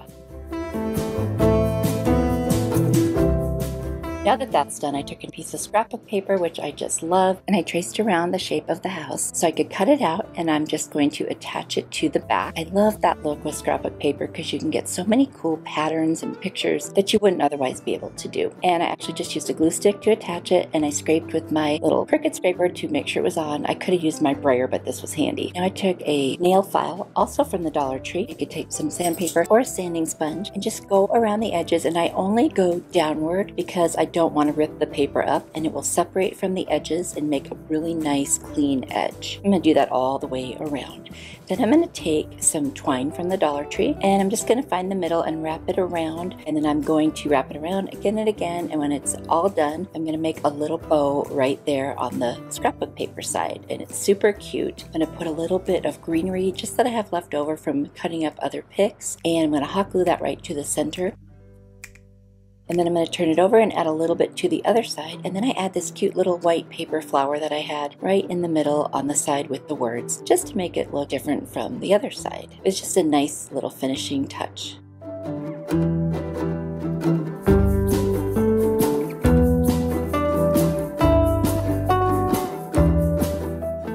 I decided that the other side needed something right in the middle between the two pieces of greenery, so I found this other little light green kind of flowery pick that I had, and I'm just going to attach it right there.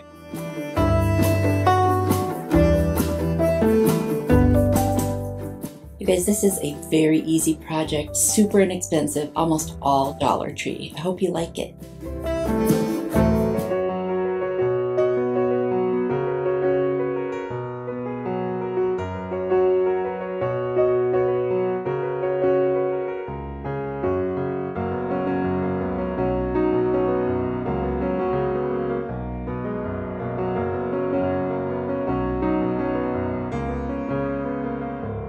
This little truck cutout that I got at the Dollar Tree, and then some scrapbook paper, cute little cow skin print.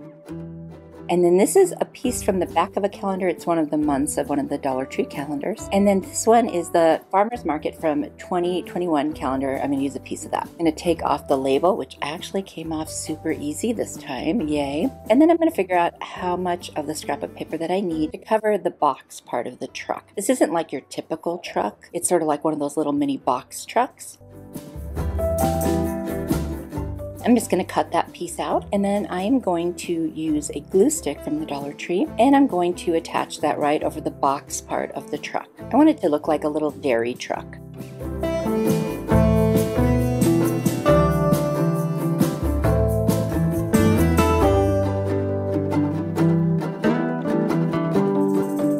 Once I have that attached, I'm going to take my nail file and I'm just going to file around the edges, only going downward so that I can take off that excess bit of scrapbook paper that's on there, and it gives me a nice clean edge. I love that.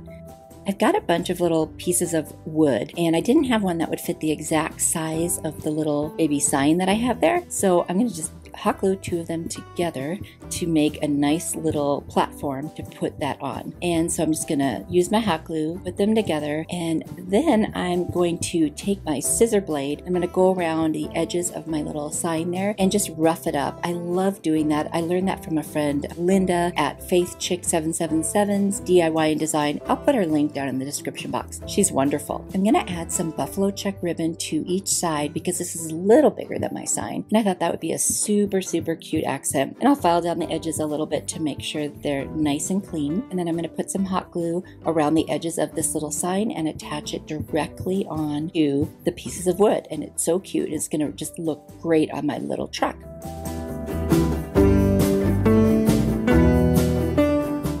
Now I'm going to take the cover of that calendar and I'm just going to fussy cut around that little part that says always fresh because that's all I actually want from it. And so I'll get that all cut out. Then I'm going to take some cardboard and I'm going to trace the shape of that little sign on there. And then I'm going to use the one I cut out and make two more because I want it to be a little thicker. This wasn't very thick cardboard. And I'm going to hot glue all of the pieces together to make this a little more sturdy. I didn't want it to lay perfectly flat since the other sign is on that piece of wood. And I didn't have any wood that, without having to cut it, that would fit this perfectly. And this was so much easier and faster. And it's a good little hack. Just use cardboard if you want to raise something up a little bit. For those of you who love to watch crafting videos while you craft, I have a mega playlist with a link down in my description box because I do that when I'm crafting. So there it is if you're interested. To attach the little sign, I'm going to use some Mod Podge because I don't want any lumps under it from the hot glue. And that's super easy, of course, you just put it underneath. I'm not going to put any over the top because I don't think I really need to.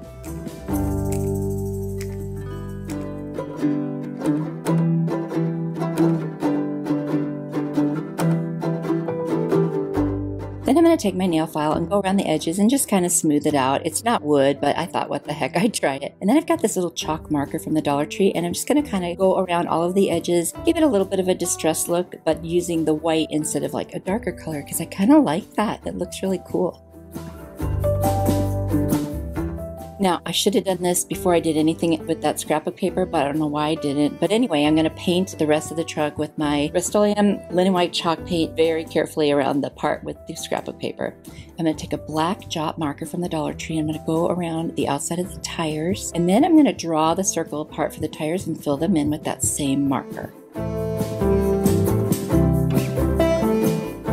Now I'm looking at a picture of a truck online and I'm just going to draw some lines that give this a little more dimension. You know, things that like a bumper and a door handle and so forth and so on. And then I decided to outline the whole thing because I thought that looked really cool. And so obviously that's optional, or you don't even have to draw on the truck part. I just thought it would look really neat to draw in the parts of the truck and just, you know, give it that little extra oomph.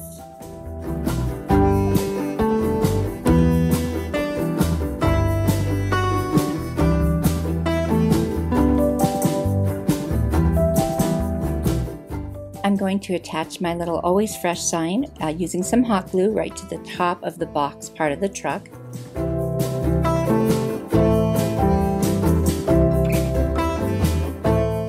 And after that's attached, I'm going to attach my little homemade sign just below it, and I think it's going to look so cute. I looked at another picture and saw that I could actually add a little more to my truck body. So that's what I'm going to do with my jot marker. I'm just going to make it look even better.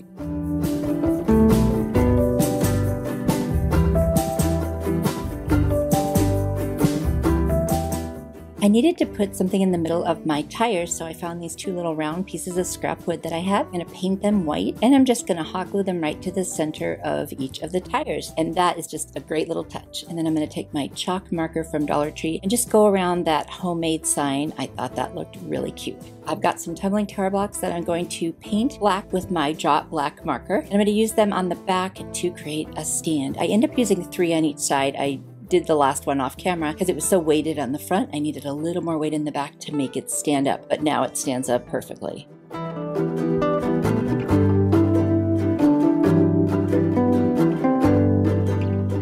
Guys, I love this. I hope you like it too. So easy, so cute, and very farmhouse fun.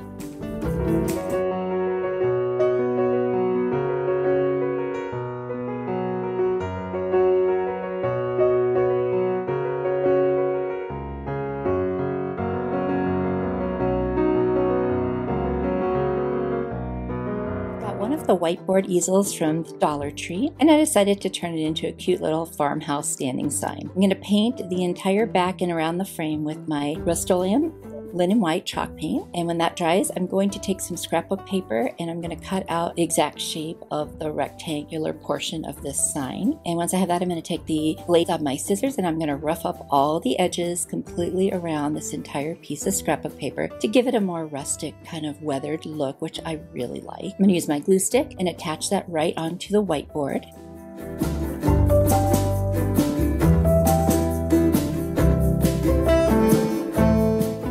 I've got 2 more pieces of scrapbook paper, different patterns, and I'm going to cut out the shapes, but I'm going to make each one about 1/4 of an inch smaller than the one that's going to be underneath it. That way you can see each piece of paper like layered.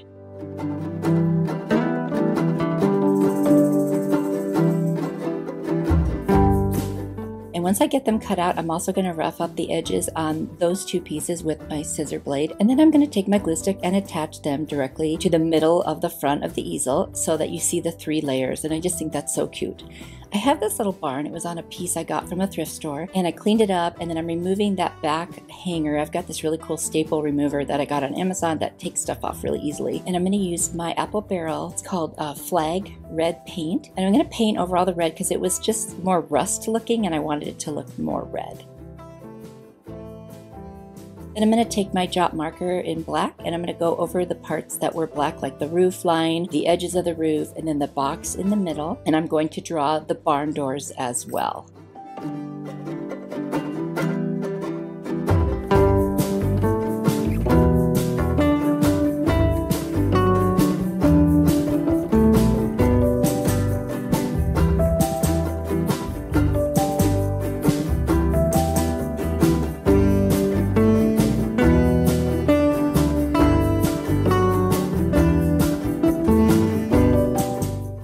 Take my chalk marker from Dollar Tree and I'm going to go around the big window in the barn and I'm going to make an X, and then I'm going to use that same white to kind of do some distressing and accents. I'm going to do lines straight down, you know, like as if it was planked wood that looked worn on the edges.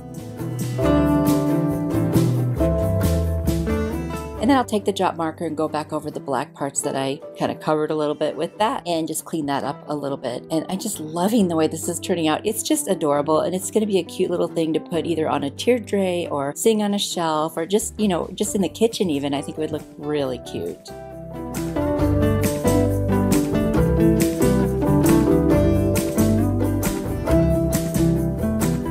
And then I'm just going to take my hot glue gun and I'm going to put a bunch of hot glue on the back so it's nice and secure. And I'm just going to attach it right to the center of my easel.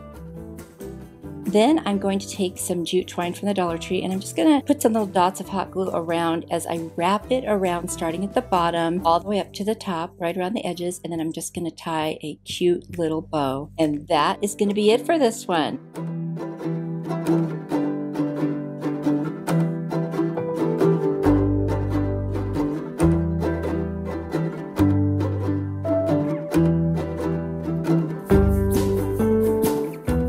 I absolutely love it. It turned out so cute.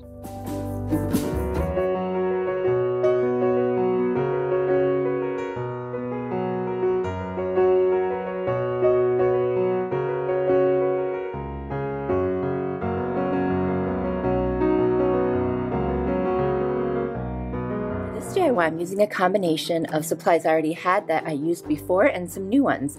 So some of these little signs I had used before, so I'm taking off whatever I had on them. I'm sanding them down just to make sure there aren't any loose edges. And then I'm using this placemat that I got actually at the Family Dollar store. It was still only $1. And I'm going to cut out each of the mason jars so they're individual, and I'm going to cut off the greenery in it. I'm going to use the truffle colored chalk paint, and I'm just going to paint the top of each of these little signs because on those edges they have this really pretty plaid that looks really nice. So I'm going to let that show, and I'm going to do 2 coats. And I got this $1 little adhesive glue from Dollar Tree. I'm going to use a combination of that and hot glue to attach these together, and then I'll turn it over and make sure that they're reinforced in the back. And what I'm going to do is reinforce these seams with some little popsicle sticks. I'm just going to make sure that the little hanger is secure with some hot glue so that it's right in the center of what will be the top. I'm going to take some craft paper, cut it down to size, and hot glue it around the edges like I always do to finish off my projects. And then I'll trim around the edges to make sure it's nice and tight. And I'm also going to cut open that little area to make sure that the hanger is showing so that we can hang this up when it's all done, if that's what we decide to do. Now I'm going to take my mason jars and just figure out how I would like to position them. But before I attach them, I'm going to use some Waverly White wax, and I'm just going to dry brush across. I want these to look like wood planks. And so what I'm doing is just putting a little teeny bit on my brush, wiping most of it off, and then going ahead and dragging it across. And I really like the effect. It makes it look like it's really wood. And now I'm going to take my liquid adhesive and combination of hot glue, and I am going to go ahead and put down the mason jars. I'm also going to use my brayer to make sure that they are adhered on the whole thing, and you can find that in my Amazon store if you don't already have one. And I'm going to do that with all 3 of the mason jars, and I think it looks really cute the way that they're positioned and just on the wood, so it looks like literally it's on pieces of wood planks. I'm going to also take some little thin jute twine from the Dollar Tree, and I'm literally going to hot glue it around each of the jars all the way around. And that kind of finishes off the edges instead of it looking like plastic, which it is. Now I'm going to take some really pretty fall greenery that I got in just different colors. I found the flowers at Dollar Tree, and then the other piece that looks kind of like wheat, I got that at Hobby Lobby on sale, 40% off. I'm going to cut them down real short, and then I'm going to hot glue them on so that it looks like they're coming out of the mason jars. And once I get all of that on there, I'm going to pull the leaves forward and cover up the stems so that you don't see those little stems and it looks like it's just coming right out.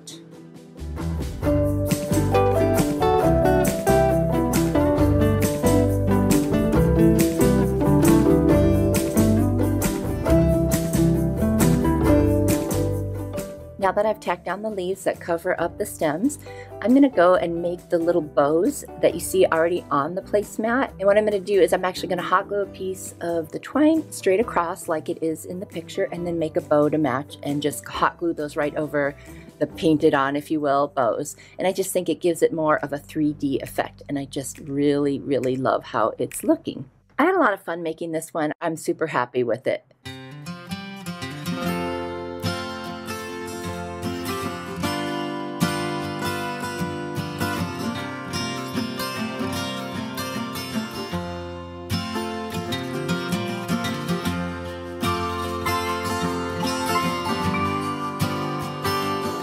Of those little boxes that usually have the drawers in them from the Dollar Tree, and 2 of these little teeny cutting boards I got at Hobby Lobby on 40% off clearance. They're adorable. And then I always save little pieces of things that I don't use, so I've got a chicken, a tractor, and then this little like half circle shape. And these were literally such a good price. They were $3.99 each, but 40% off. And I'm going to use the plaster color chalk paint from Waverly and the truffle color chalk paint from Waverly. Now, one of these boxes was already painted white previously, but I'm going to sand the other 2 down, and I'm still going to go over them with the plaster color because it's just off-white. And I know that other white will look different if I don't cover it. I'm going to paint all 3 boxes, inside, outside, bottom, everything. And then I'm going to sand down my little pieces. I'm going to paint the half circle plaster on both sides, and then just the back of the chicken and the tractor with the plaster color as well.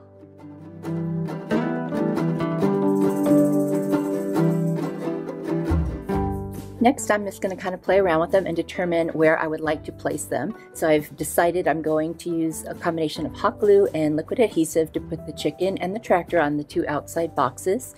And I'm going to wait to add the little half circle. Now I'm going to take the truffle and a foam brush and just very lightly touch all of the edges, the entire box, every possible edge there is. And I'm just loving that little farmhouse antiquing look that it gives. Kind of goes into the wood a little bit, so it's like not a clean line. And then I just added a little bit to the edges of those pieces and around the middle, very lightly dry brush. So now I can go ahead and figure out the placement of the half circle. Now I'm going to take that liquid adhesive and the hot glue and attach all 3 boxes to each other. So that way I've got one piece now going forward. Then I'm going to cut up some cardboard to lift up that middle piece because I can't get it on there without it interfering with the chicken and the tractor. And by doing this, it kind of puts it slightly above it, and then I can get some glue on the back and attach it, and that really makes a huge difference. So if you're ever working with pieces that don't lay the same, this is a great way. Just kind of paint the edges of the cardboard like I did with the truffle, and it will just be hidden and you really won't even notice it.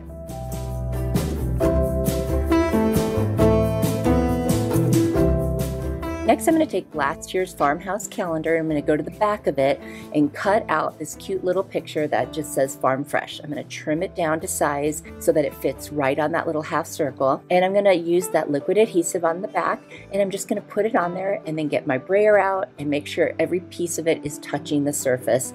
And it's super, super cute. I'm going to distress around the edges of that, and I got a little too much on there, so I just quickly grabbed a baby wipe and I was able to clean it up right away. Now I'm going to take my little cutting boards and get rid of the tags, and I'm going to do a tight bond, which is like a heavy-duty wood glue, and I'm going to put that on both sides and then a little bit of hot glue just to get it to stick for right now so that I can keep working. And it's a little wider than the 3 boxes, but because I have some pieces hanging over on the front, I had to let the extra go to the back. You really won't notice it. Now I'm going to take a big piece of twine, it's a little thicker, make a knot, put a little drop of hot glue. I'm going to wrap some tape around the edge of my twine. I'm going to put some of the bigger beads on there. They're just natural. I'm not going to paint them. I got them on Amazon, and you can find them in my Amazon store. Really good deal. I'm going to put just enough to make it to the other side, and then I'm going to string the twine right through, make another knot, and then add a dab of hot glue to make sure it stays in place. And now I have a cute little farmhouse handle for this caddy. You could use this for so many different reasons, and that's it. That's all there is to it.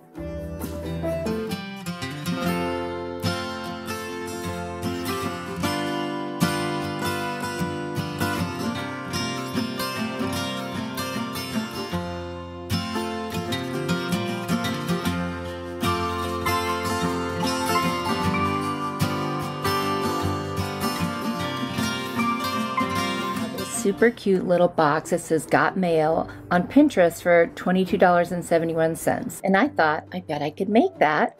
So I found these 2 little crates from the Dollar Tree. I'm going to remove the tags, and then I'm going to get my utility knife out, and I'm going to cut off one of the short ends on each one, because what I want to do is attach them together to make a wider box. I am definitely fast forwarding through this part because it took some serious muscle. I mean, either that or I'm just super weak, and that actually could be it. So maybe it would be easy for anyone else. I have a problem on my kitchen counter with where we need to put our mail, and so this is going to solve that, and I'm really excited about that. Now that I've separated those pieces, I've sanded them, and of course using the Ladybug vacuum to clean it up, and I will link that in the description box.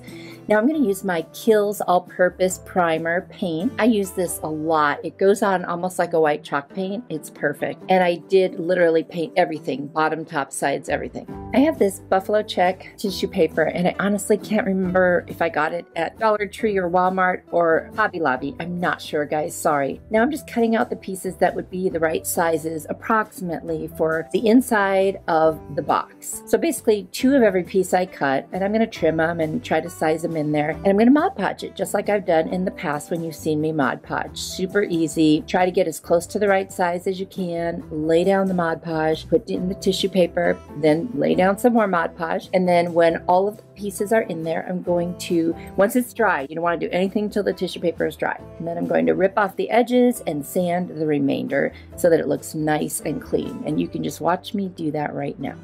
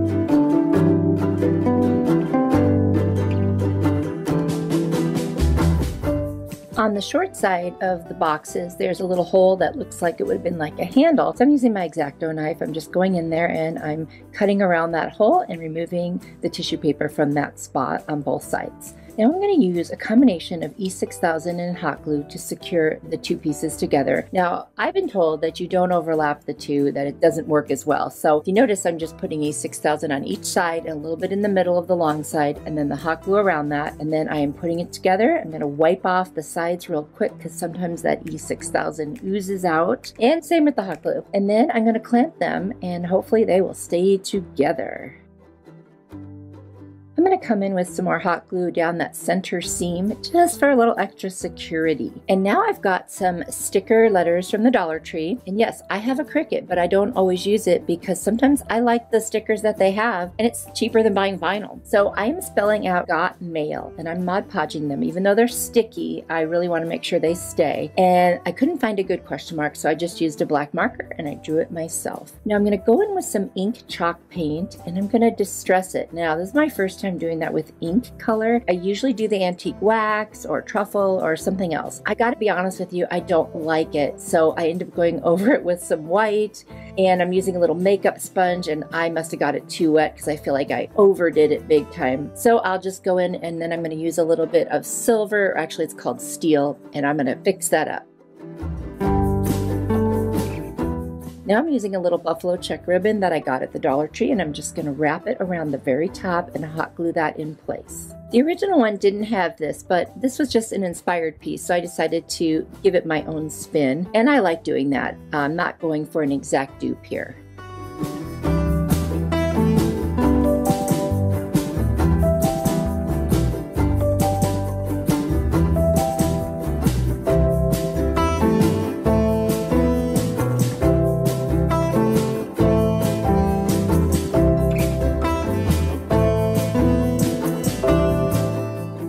In keeping with the farmhouse look that I've got going here, I'm going to take some twine and wrap it around the bottom several times. No particular pattern or rhyme or reason, and I'm going to hot glue it. And I'm going to take these little lavender pieces from the Dollar Tree with a little piece of greenery behind it. I'm going to hot glue that off to the left side of this box. I just think that makes it super cute and, again, real farmhouse feel. Now I'm going to make a little bow. I'm just going to wrap it around my fingers, tie it in the center, and then clip the two loops on the end and just hot glue that right over the little end of the stem of the lavender just to finish it off.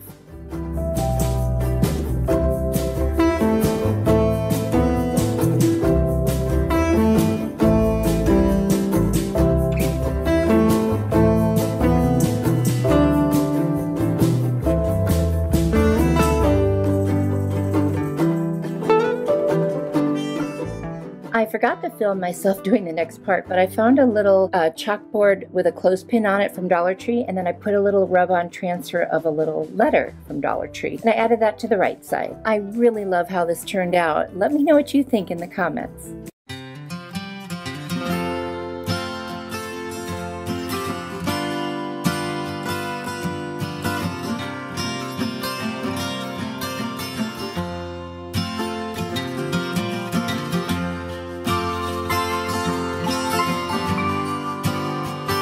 Says spring more than flowers. So I'm going to create a cute little flower box. I'm using one of those little wooden crates from the Dollar Tree, some flowers I got between Dollar Tree and the Target dollar spot, and also this tissue paper that I got at Dollar Tree that is so pretty and very spring-like. What I'm going to do now is measure out the pieces I need to be able to decoupage this tissue paper all around the outside of this crate. I'm not going to do the inside or the bottom because there's really no need. I'm going to take my Mod Podge and I'm going to cover one side at a time, and then I'm going to lay out the pieces that I cut to fit. Made them just slightly bigger, but it's easier to work with than the big sheets of tissue paper. And now I'm going to go ahead and secure every part of it to the crate and then press it down. As I mentioned earlier, I don't have any of my tools with me, so I didn't have my brayer, and I just went ahead. This is such a small piece, it was really easy to just use my fingers very gently and press it down. And then I moved on to the next side, did the same thing, and both of the ends I did as well.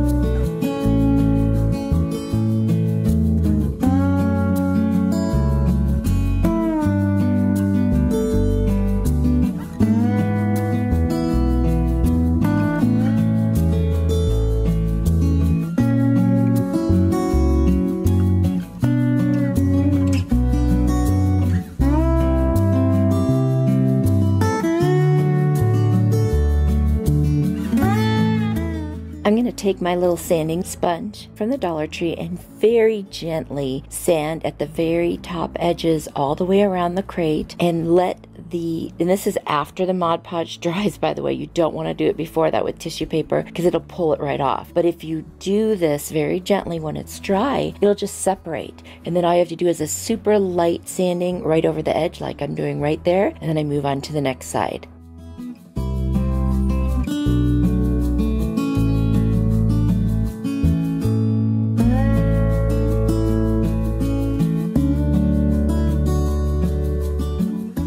If I had been home and I had my X-Acto knife, I could have really easily done the in-between the slats, but instead I used this stem that I didn't need, I'd already cut the flowers off of it, just to break through that tissue paper, and then I was able to use my little sanding sponge very carefully and get rid of that excess paper in there. Now what I do after I get all of the paper off is I go back over all those edges with the Mod Podge, just so there isn't any little extra piece that's lifted that I didn't catch, and that way it'll all adhere to the crate. And honestly, it looks like it was always on there. It looks so good. I love that technique. Now I'm going to add this white nautical rope from the Dollar Tree. It was a 3-strand cord and I pulled it apart, and I'm just using one of the strands, and I'm going to hot glue it all the way around the top edge of this little crate.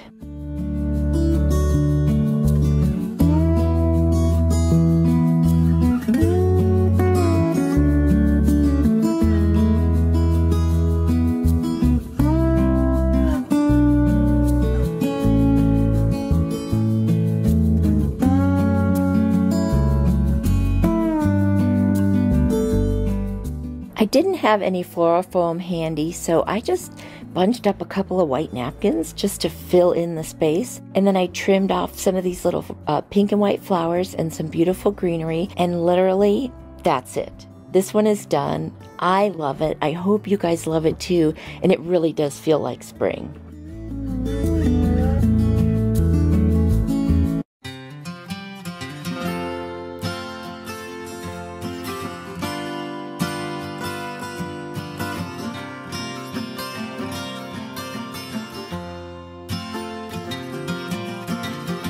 This little mason jar sign from the Dollar Tree and a page out of one of the famous calendars, the Simply Blessed calendar at the Dollar Tree. I'm going to use my little spatula, and I'm going to remove those 2 limes on the front. I'm going to remove the little jute twine that was on there and use my heat tool to get rid of the tag. And now I'm going to lay the mason jar sign over the top of that calendar piece, and I'm going to trace it out, and then I'm going to cut it out. And I'm going to use some Mod Podge to attach it. And then you see that part of the handle didn't get on there, and the top, I'm just going to piece some little extras together and make that work. And then I will also use the Mod Podge to attach those as well.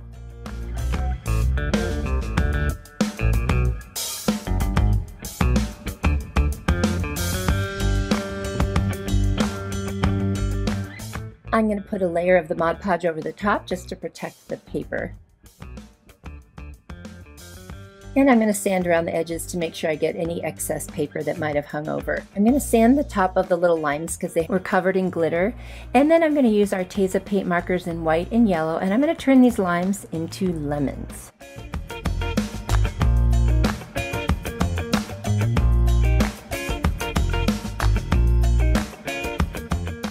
I'm going to use some hot glue and attach the little lemons onto the front of my mason jar, kind of like it's a glass of lemonade. And then I am going to use some mesh tubing and wrap it around to create the threads on the mason jar. And I'll attach that with hot glue. Since I removed the original hanger, I'm going to use a little bit of rope, hot glue, and masking tape and just create a little hanger on the back. And since I like my projects to be finished on both sides, I'm going to use some craft paper, hot glue it to the back, trim it, and then I will cover the back and it will look nice and finished. I'm adding a little Mod Podge to the 2 lemons in the front, and there you can see how I have my little hanger poking through the craft paper in the back. I am really happy with how this one turned out.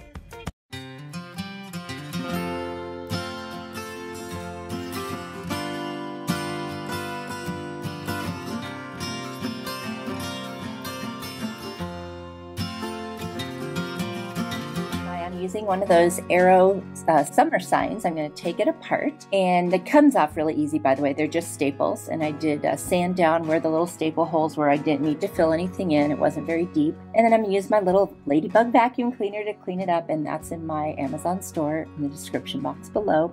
And now I'm just going to figure out how I could turn this into a little bit of a picket fence. So I'm going to take some skewers just to create spacers between each of the arrows, try to get them even. Then I realize, oh, I want the other side to be the front. So I'm going to end up turning it over, and I'm going to use these shims. They have like a narrow end and a thick end, so I'm going to take 2 for each one. I'm going to figure out how long they need to be. I'm measuring that. I'm going to cut them with my miter shears, also down in my Amazon store. Very cool tool, by the way. And I'm going to glue the 2 pieces together to make a whole piece, and then I'm going to put them across the front of my fence and hot glue those down. And it actually, once I figured out what I really wanted to do, it went really easy. It was just deciding what I wanted to do. That's always the problem. I just have so many ideas. Now I'm going to sand the top of each of those pieces that I put together, and there I am hot gluing. So basically I'm putting, you can see the narrow side with the wide side and so forth, and then it makes a solid piece. And then I will hot glue those directly to the top. And once they're down, I can remove those spacers. I don't know if you noticed, I did not glue where the spacers are going to be, because that's going to be my little gaps in the fence. I'm going to use my sanding sponge from the Dollar Tree and just make sure that all the edges are smooth and that there won't be any splinters. Then I'm going to use my Waverly chalk paint in the color Maize, which is just a yellow, and I'm going to cover the entire fence. The front, those crossbars, the edges, not the back, though I'm going to paint that a different color, and it takes me about 2 coats to get this completely covered. I've got this really pretty scrapbook paper, and I'm just going to cut a piece to cover the top of each of those crossbars. That's all I want for this one.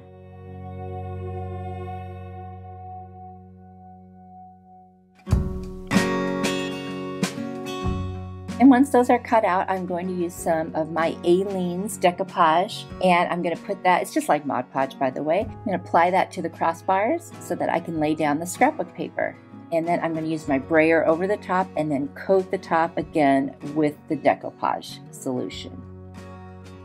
I have some letter stickers from the Dollar Tree, and I'm going to get out the ones that I need. I'm going to be spelling out the word bee and crossing. So on this fence, it's just going to say bee crossing. And then I also got these super cute little bee stickers from Michaels, and I'm going to apply them all over. But before I do that, I also have another piece of scrapbook paper that looks like little honeycombs. So I'm going to cut it out at different angles to kind of create little honeycombs, and I'm going to adhere them using the decoupage solution, which I'm doing right there, and put the bees on it so it looks like they're in the hive, kind of. You'll see what I mean.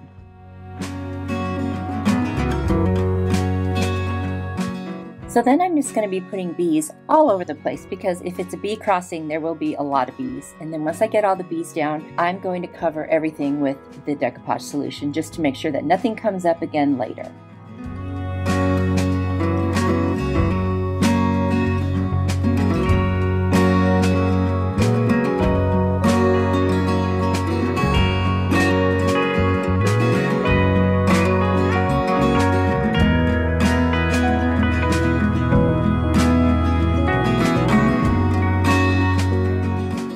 I'm going to be using my Kills white primer paint that I use all the time for the back side, and it's going to take 2 or 3 coats. And then after that's done, I'm going to take some rope, I'm going to hot glue it down and use my masking tape like I always do and secure it. And I'm loving how this one turned out. It's super cute. Let me know what you think.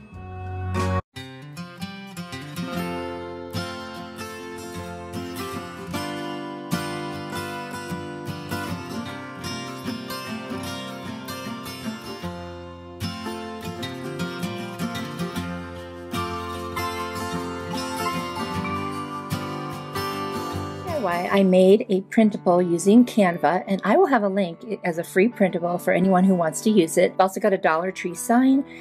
some antique wax by Waverly, and my white Kills primer. So the first thing I'm going to do is remove the little shamrock. I'm actually not going to work with that side. I'm going to cover it with some craft paper, and I'm actually going to use the back and turn it into the front. There was some burlap on the front, but it was on so good I just said, forget it. I'm not going to try to take that off. So I used my white primer paint, and actually I realized, I better draw my shiplap lines first, so I stopped. I actually dried the paint first really quick with a blow dryer so that I could go ahead and do this. And then I'm using a utility knife to actually cut into each of those lines so I see the difference, so they really look like little shiplap planks. And now I'm going back over the one that I did with the paint, and I'm going to finish painting. And I'm doing all my paint in one direction so that it looks like wood grain when I'm done with the whole technique that I'm going to do. I added a second coat, but as you can see, I'm not doing a heavy coverage. I'm letting some of the background peek through, and that's just going to add to what I'm trying to accomplish here. I'm going to take the antique wax, and I'm actually going to take a little brush and go through each of those lines that I carved out. And this is a technique that I learned from Jackie at Blessed Beyond Measure, and I will link her channel down in the description box. It's such a cool thing. I take a blending brush, and while it's still wet, and I just kind of go over it and I blur it. And you can see there, it looks kind of funny right now, but it's going to look really good when it's all done. And now I'm taking a screwdriver, I guess, and I'm actually going back through those little lines that I carved out, and this really makes it look like separate pieces of wood. And I absolutely love the way this turned out.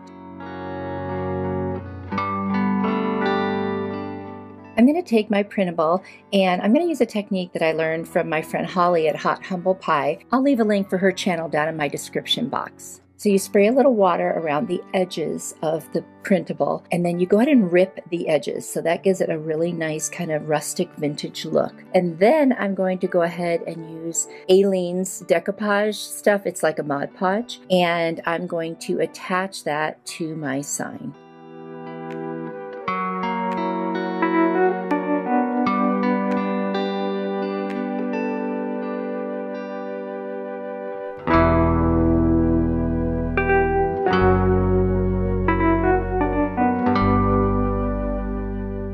Once I have that attached to the sign, I'm going to go over the top again with some of that Decoupage premium liquid.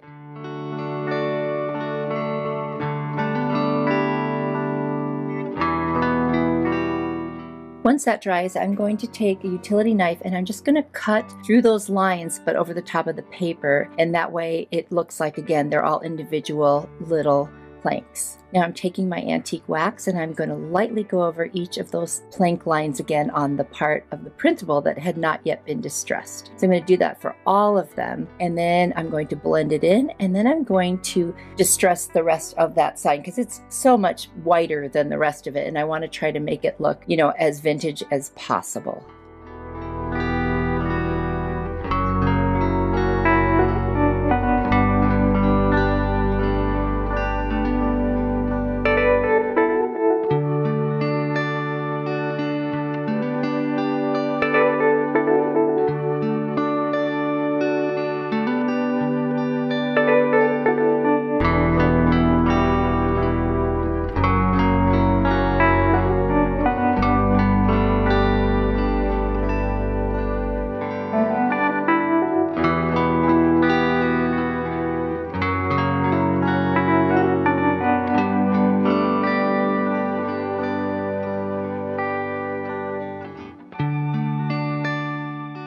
I felt like the colors were almost a little too vibrant on my printable, so I added some extra antique wax on there to just dull them a little bit.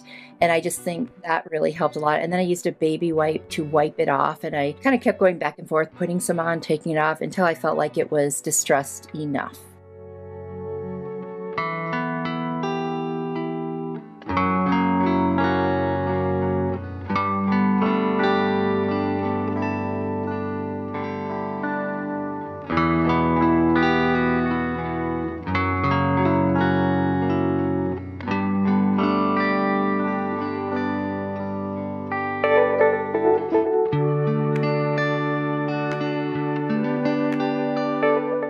Next, it was time to cover the back with my craft paper. So I just cut a piece and then hot glued it and trimmed the edges. And that makes it have such a nice finished look. Plus then you won't see all of the St. Patrick's Day stuff on the back.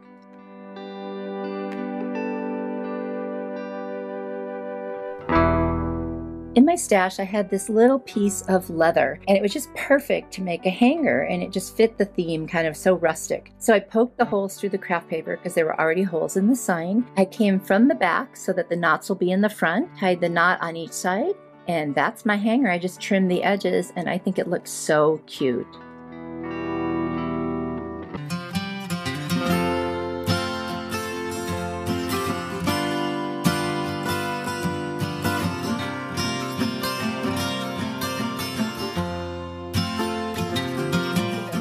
Piece from the Goodwill. It's just this little sign. It was $3 and it's made out of like tin, and then it's got a little bottle in that holder. I'm also going to use some lace and a couple of napkins that I got from Home Goods and Dollar Tree. I'm going to clean this with some rubbing alcohol to make sure that it's nice and smooth. And I'm just going to remove the plies and then just cut out little elements from each of these napkins. So I'm going to get a bird and a couple of flowers, and I am going to Mod Podge them directly onto the bottle. I just want to give it a little more of an interesting, kind of a shabby chic look, of course.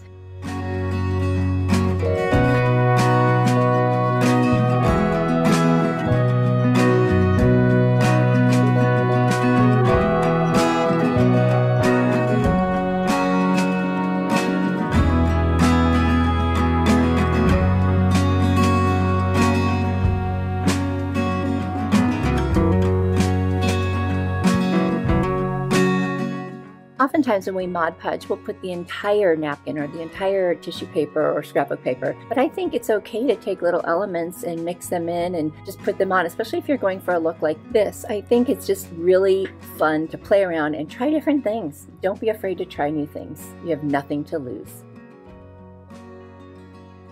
I've got that wider piece of lace, and what I'm going to do is cut it down to size, and I'm just going to make it a little piece that you stick in behind the bottle when you put the bottle back in, just to add a little of that lacy feel to it and that feminine touch. And I think it's cute. I mean, this really, I didn't have to sew. I just hot glued it down.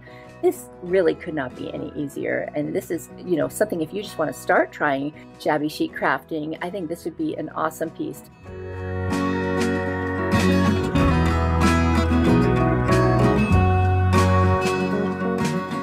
I'm going to take a little bit of this really pretty yarn that I got at Walmart, and I'm just going to tie it around the neck of the bottle, around the threads, and make a cute little bow. I just really wanted to add just that extra little touch, and I put the florals in from the Dollar Tree right into the bottle. Again, super simple, you guys. This is just so basic and easy, and I would say even if you found a piece that looked different than this, anything that you could put flowers in or that you could Mod Podge on, it would work.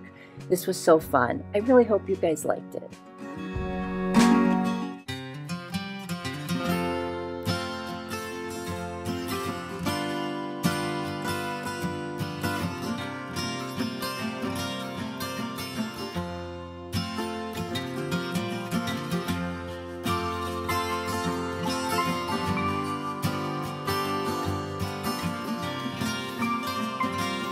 I'm using a Dollar Tree canvas, a couple pieces left over from an old Dollar Tree sign, and some other supplies as I go. And I'm going to also use that folk art yellow paint. I'm going to paint just around the edges of this canvas because you won't really see the rest anyway. I'm going to dry it with my heat tool, always down in my Amazon store. I'm also going to paint the edges. And then I'm going to take those two little circles and I'm going to use these napkins that I got at Dollar General for $1. Aren't they cute?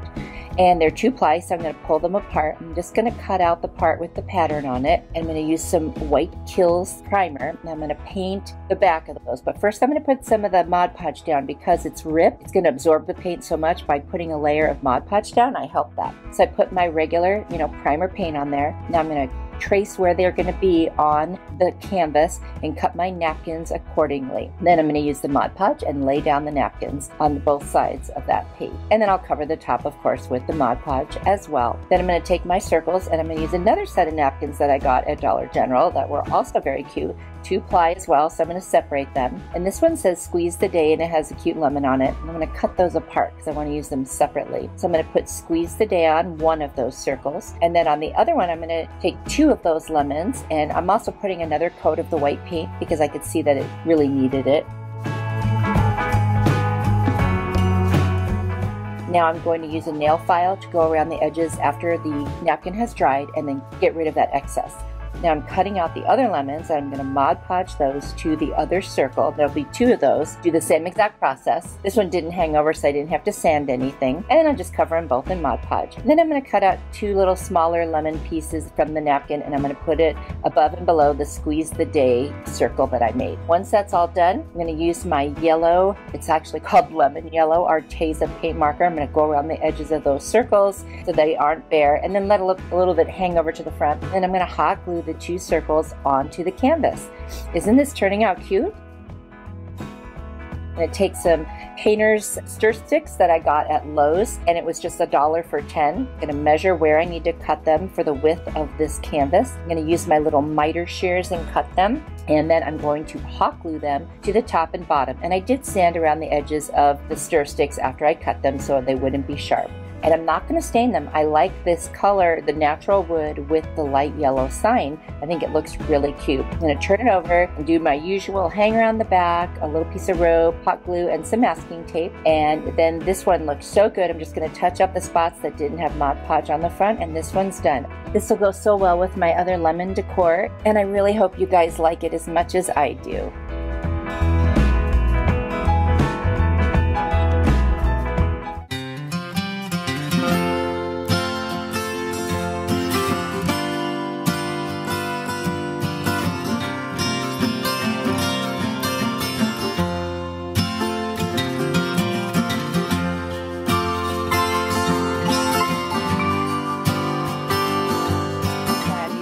Really pretty napkins I got at the home goods store, and some cardboard that's meant to go in the back of some shelves I got, but I didn't use it for that. Now what I'm going to do is I'm going to freehand draw just a basic fish shape, and then I'm going to use my blade and cut it out, and then I'm going to continue and put it over the top of more of this cardboard and cut several of them. I'm going to be making this really cool fish wall decor.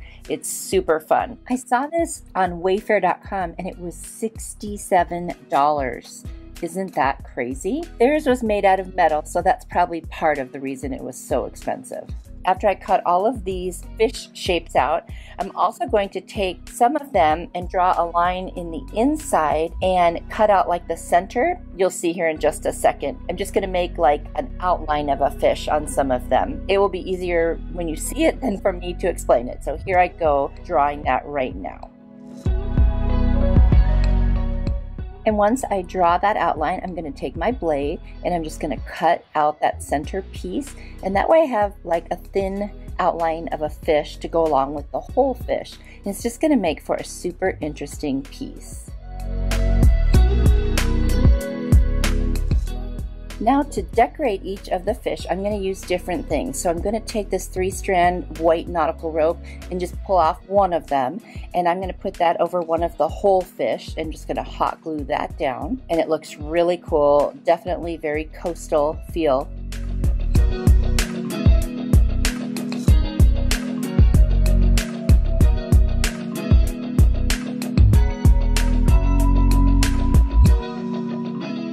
For the next fish, I'm going to use this gorgeous napkin that I got at Home Goods, and I'm just going to decoupage that right onto the surface, just like I would any kind of decoupage. Now this is a 3-ply napkin, so you have to remember to take off 2 pieces before you use it, otherwise it will not work.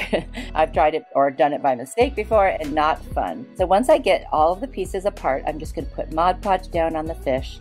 I'm going to then put the napkin over the top, and once it's dry, I'm going to carefully rip the edges off, and then I'm going to sand around the edges as well to make sure that there are no little loose pieces.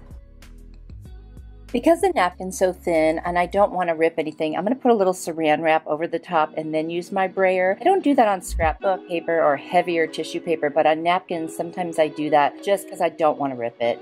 And now I'm just covering the top with more Mod Podge.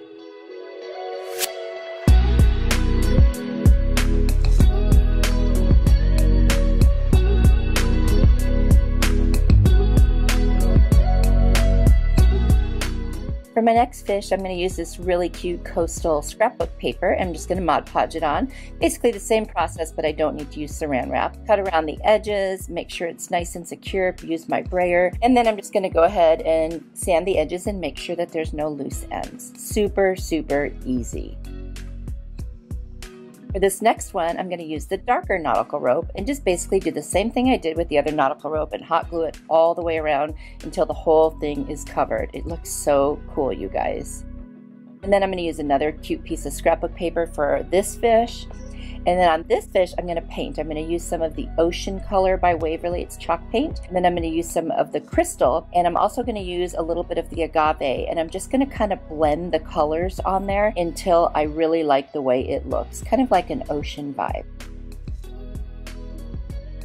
Moving on to one of the thinner fish, I'm going to use that crystal color and I'm just going to paint over the top of that and around the edges.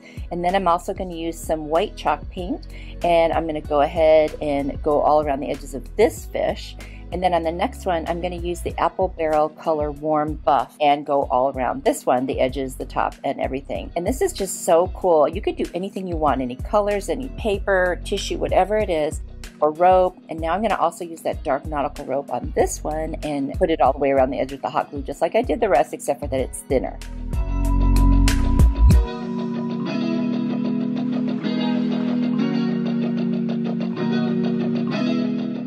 Now that all my fish are decorated, I'm going to figure out the positioning and how I want to lay them out. Once I decide that, I'm going to get my hot glue gun out and I'm going to just hot glue every point where they touch one another so that it's nice and secure. And I do go to the back after and reinforce it as well.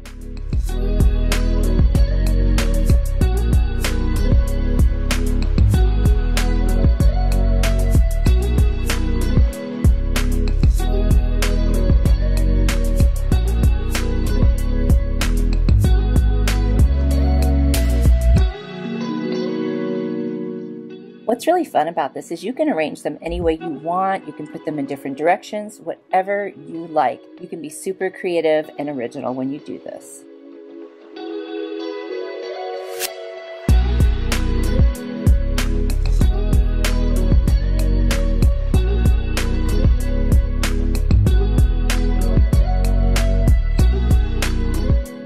Once this was assembled, I just put a little rope on the back with hot glue and some masking tape over it, and it's ready to go. You guys, I love it. Let me know what you think in the comments. Would you make this?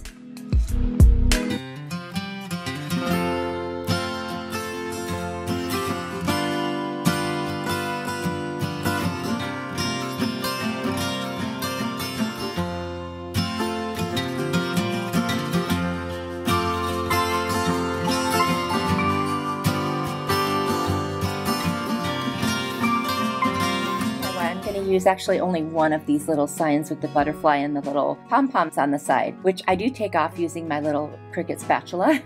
Hey, they come right off. And these are from the Dollar Tree. And then I sand down the sides and they still have a little bit left over, but I'm going to cover that with a little bit of my decoupage solution. I've got this scrapbook paper and I just want to get a square to cover the top of the sign. So I'm going to cut this yellow one out. It has that kind of beehive look and I just really like it. So I'm going to take that square and I'm going to attach it to the very top of my box.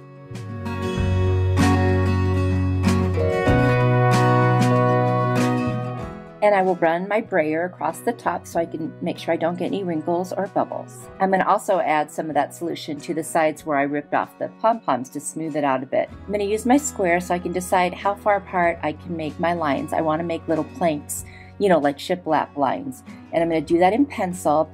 And my friends Trish and Kay from the Crafting Cousins have this technique, and I've been trying it a few times, where you put it on with pencil, you get your fingers a little wet and you kind of smudge it, and then it really does give that sense of like a cut plank. And I really like it. It's super easy to do too. I'll leave their channel link below so you can check them out. They're really, really talented. And I'm using a nail file from the Dollar Tree just to get that extra little piece of scrapbook paper off the edge that hung over a teeny bit. And now I'm using that maize color again from Waverly, and I'm going to do all four sides. It takes a couple coats to cover. And then I'm going to use the side of my nail file to extend that line all the way around both sides so that it really does look like those are pieces of wood.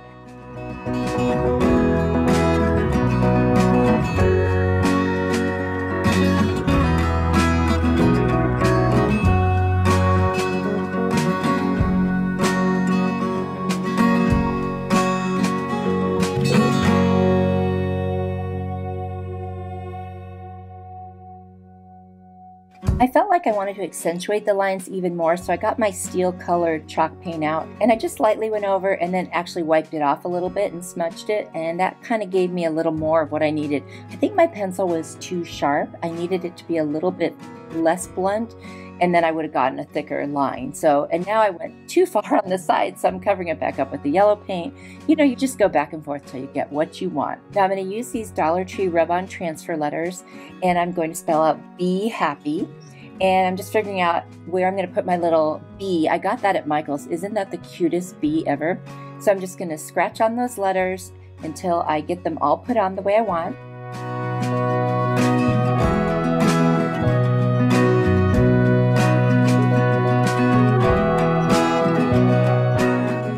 I'm going to add my decoupage solution all over the top so that my letters stay on forever.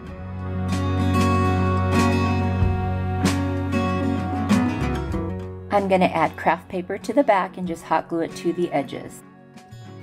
And then I'm going to attach my bee, and I'm going to use a combination of Gorilla Glue and hot glue. The bee is a little heavy, so I need to make sure that it stays put. So I'm going to put a lot of Gorilla Glue and hot glue. Really loving this little sign. I think it would look really cute on a tiered tray or just on a shelf. It's adorable.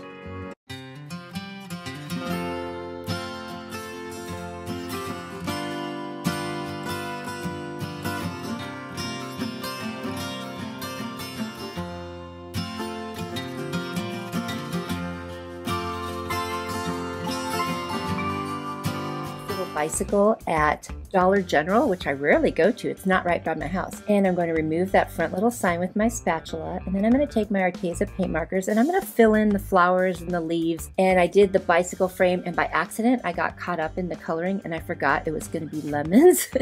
So when I realized what I did, I went ahead and I covered the wheels in white because I planned on doing something different and I don't know what happened. So now I'm just going to trace out the shape of a circle using one of my paint lids, and then I'm going to turn those wheels into lemons. I don't know, I got so caught up, I thought I was just coloring. It was kind of fun actually. So I'm creating the little shape of like a lemon slice if you cut it right in half, and I'm doing that on each of the wheels with my paint markers, and then I'm going to fill those in with the yellow as well, and I think they come out super cute. And now I'm filling in the little rind around the edge of the lemon. I'm also going to color in some other things here, the basket and the seat.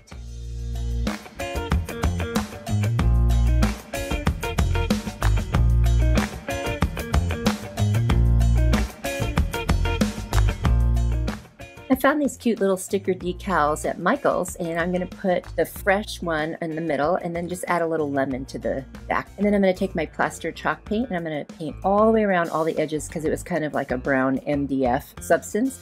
And I'm going to paint the entire back with it as well.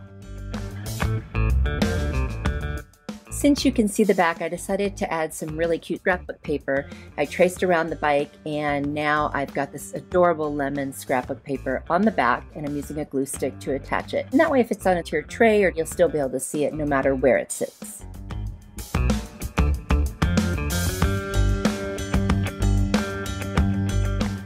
And I'm sanding any excess that hangs over off. And I'm going to put a coat of Mod Podge over it to seal it. And I'm just so happy with this one too. I hope you guys like it.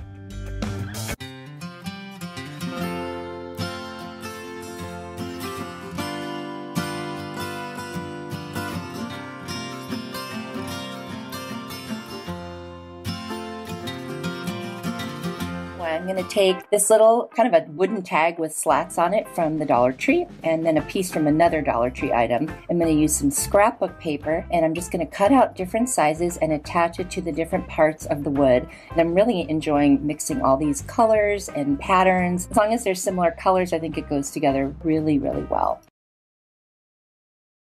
Attaching my scrapbook paper that I cut out with a glue stick, and then I'm going to use a little blade and cut through the slats on the back so you can see through them and the scrapbook paper doesn't cover them. Once that's done, I'm going to get my little crate from the Dollar Tree ready using the steel color of chalk paint by Waverly. I'm going to paint the whole thing, and then the very bottom I'm going to paint in the elephant color. I'm going to use that elephant color to distress as well, and I'm going to try a new technique where after I do a heavy distressing, I'm going to come back with a baby wipe and wipe it down and get it to the exact look that I want. And you know, if you wipe off too much, add a little more and so forth. It's really easy to do.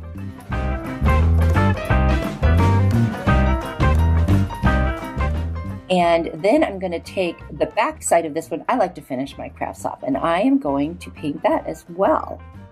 In order to attach the two pieces, I'm going to use some craft sticks, and what I'm going to do is cut them in half using my little miter shears, which are in my Amazon store. They're a really cool tool. And then I'm going to use this Titebond, very strong adhesive that I also got on Amazon, and I'm going to attach the popsicle sticks right where the slats would be on my tag. So there's going to be 4 of those, but they're really just halves. I'm going to let that dry, and I'm going to put some weight on it. I only had 2 clamps that would fit in there.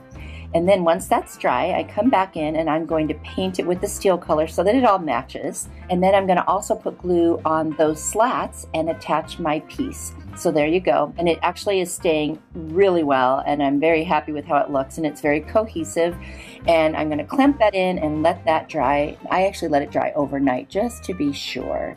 I decided to use some silver vinyl, and so I'm going to put the plaster color of chalk paint distressed heavily over the front. That way you'll be able to see my vinyl lettering on there. And I did decide to cut out the pieces so I could apply them separately because of the spacing that I needed. I tried to measure in advance, but I didn't do a great job with that. So I am just going ahead, putting it on. I'm using my scraper tool to make sure that the vinyl stays down, and then I'm going to carefully remove the transfer tape, and there you go. I love the way this looks. It's so cute, and I'm really thinking it's so personalized now, and it was so easy to do. And I have a little bit left of this little garland piece, so I cut it in half and I applied it to the top, and I thought that was just a great finishing touch for this one.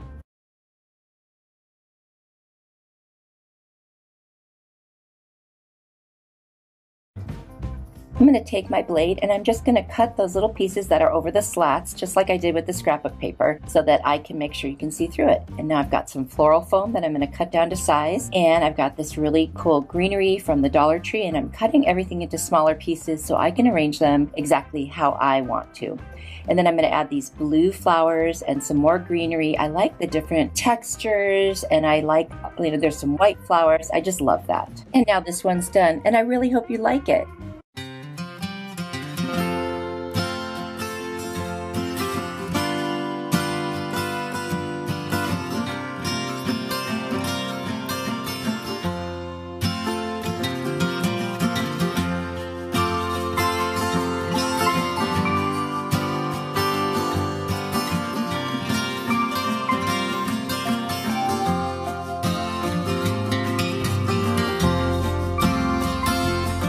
Found this little card carrier thing at the Goodwill a while back, and I thought, what am I going to do with this thing? So I finally came up with an idea. I had these super colorful napkins that I got at the Dollar Tree, so I removed the ply, so I was left with just the very top one. And I decided I would Mod Podge it to the inside and very bottom of this card holder. And it's not easy to do, oh my gosh, because you've got to reach inside, but I cut out the pieces, measured them, and then I just got everything full of Mod Podge on the inside, and I reached my hand in there and attached it the best I could. And then after it was wet, it just kind of peeled off the top, so that wasn't too bad. And then I did add some pieces to the very bottom after I took off those little, I guess, foam cushion things. And you know, from Hallmark, this thing would have been expensive, and I got it for I think $5. And there you see I've attached the napkins to the bottom, and now I'm just getting rid of all the little edges so that I can do some painting on the actual tin. I think it's like a tin or a metal that this is made out of. And I used my Arteza paints in the green and the blue, and I blended them together to create this gorgeous turquoise color that I thought was a bright color but also fit fall. Now I wanted to give it a little bit of a weathered look, so I used the Waverly white chalk paint, just dry brushed over the top, and that still wasn't enough for me, so I used some rose gold paint from Folklore to create kind of a patina look, and then I was really happy with it. Definitely looked weathered, but it also looked very expensive, very high-end, and I added some fall flowers, and you can just see the napkin that I Mod Podged in there, or decoupaged in there, peeking through. And I love this piece. Oh my gosh, it's gorgeous. The color is so vibrant, and it just brings out a really cheery kind of a fall feeling, not just a neutral color feeling. I love this spring DIY so much, and it's so simple. I got this little wooden birdhouse at the Dollar Tree, and I also have some tissue paper from the Dollar Tree that I think is gorgeous. I love that color and the flowers. I'm using some plaster chalk paint from Waverly. I'm going to be decoupaging, but I like to put paint underneath it because sometimes if you don't, it kind of yellows the color a little because the wood isn't a pure white. So in case you're wondering why I'm painting it, that's why. I'm also going to use the antique wax, and I'm just going to paint the base of it in this plaster color, and then I'm going to use the antique wax to stain the roof pieces. And basically I just put it on, and then I take a paper towel and I wipe off the excess so it has that stain look and you can still see the wood grain.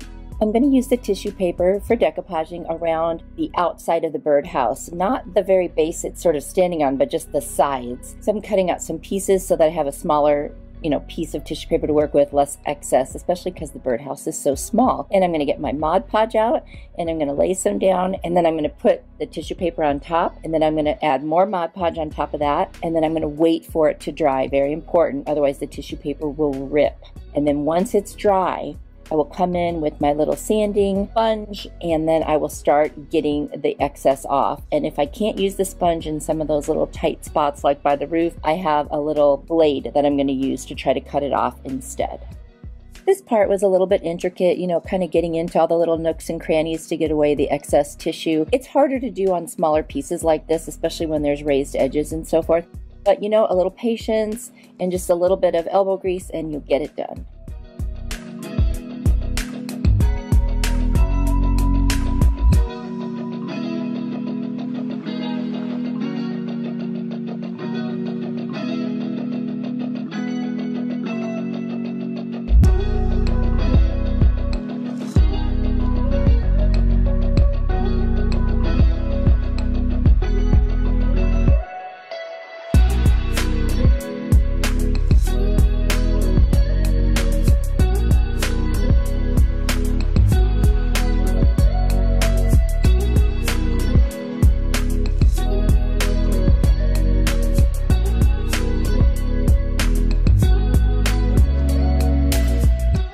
For the front of the birdhouse, I needed to tear some little pieces and put them on individually because there's that hole in the middle and then the little perch. Putting a whole piece wouldn't have worked. So instead I just cut out some pieces, or actually I ripped them because it looks better when you decoupage if you rip the edges. And I just placed them all around, and that's how I covered it. It really worked out fine, and no, it's not like a cohesive design, but it still looks really good because it was a bit of a muted pattern on the tissue paper anyway.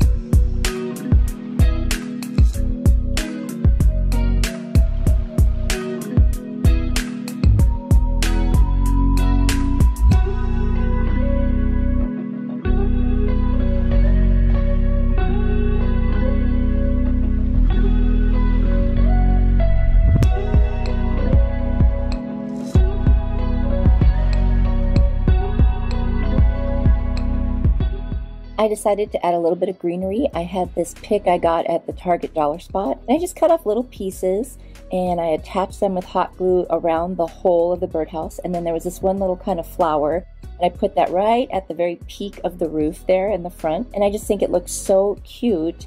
I'm absolutely loving how this birdhouse turned out. It's going to look really cute on a tiered tray, and that's what I think I'm going to do with it. What would you guys do with it? And have you ever decoupaged a little birdhouse like this? I think it's the cutest thing ever.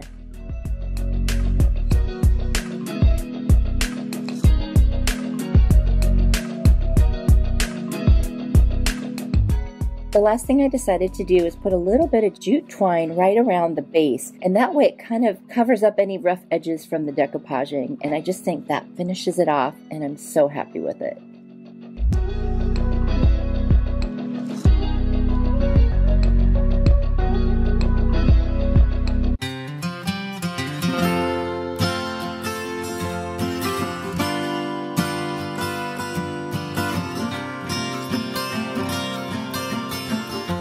DIY, I'm using one of those little dice from Dollar Tree and some little cutouts from the back of these calendars from the Dollar Tree, the Farmer's Market and the Simply Blessed calendars. And I'm just going to use those little pictures on the very back of the calendars. I'm going to pick any lemon related ones, which I was lucky enough to find 4 of them, which worked out great because I only had 6 spaces to cover, and I came up with a solution for that too. And these are going to be so cute. I trimmed them down to size, and then I'm going to paint my dice or die with the Kills white primer. I'm going to cover it. It takes about 2.5 coats pretty much. And then I'm going to put some Mod Podge down, and on each of those 4 sides I'm going to put the little pieces that I cut out from those calendar backs. And I'm also going to put Mod Podge over the top and just generously coat them so they stay in place.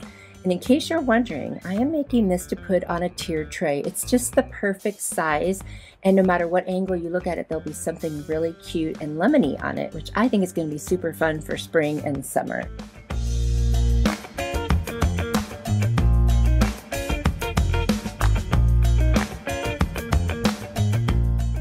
Now remember those decal stickers that I got at Michael's? I found 2 that would fit perfectly on the 2 sides that still needed something. And then I took my Arteza paint markers and I drew little teeny lemons in every single corner. So there's 8 of them all together, and they came out so cute. Oh my gosh, it just was that little pop of color there that it really needed. And there's the little leaves that I'm putting on. I'm in love with this thing. It's adorable.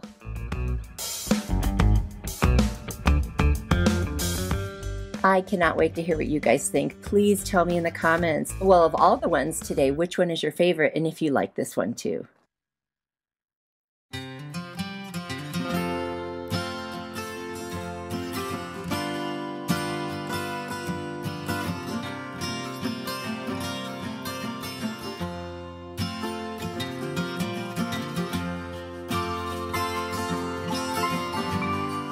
For this DIY, I end up just using this darker nautical rope, a bunch of different scrapbook papers, and this old shelf that I just had laying around and wasn't using. And the first thing that I'm going to do is sand it down so that I can paint it and the paint will stick. And I'm just using my little sanding sponge from the Dollar Tree. Then I'm going to wipe off all the dust with a cloth. Then I picked all of these cute little coastal themed pieces of scrapbook paper, and now I'm just going to cut them down to little strips that will fit on my board, and I'm going to be making a sign with these, and I use my little cutter to do that. And now I'm just figuring out my pattern that I want to do, and then I'm going to Mod Podge them all down to this board, and I'm going to just start from one end, work towards the middle, and then go on the other end and work back towards the middle. That way I establish the pattern that I did, and I can make sure that everything is even. And I'm using my little brayer to flatten it out and get rid of bubbles. And I have all of my tools like the brayer and other things down in my Amazon store. If you need something like that, feel free to check that out. It does help my channel and it doesn't cost you anything extra. And thanks in advance if you do that. And like I said, I am just going ahead and arranging these with Mod Podge, and I'm loving this paper. I got it at Hobby Lobby. It was like a coastal themed little mini book. It is just gorgeous. And then I overlap those little striped ones right in the middle because I just love them.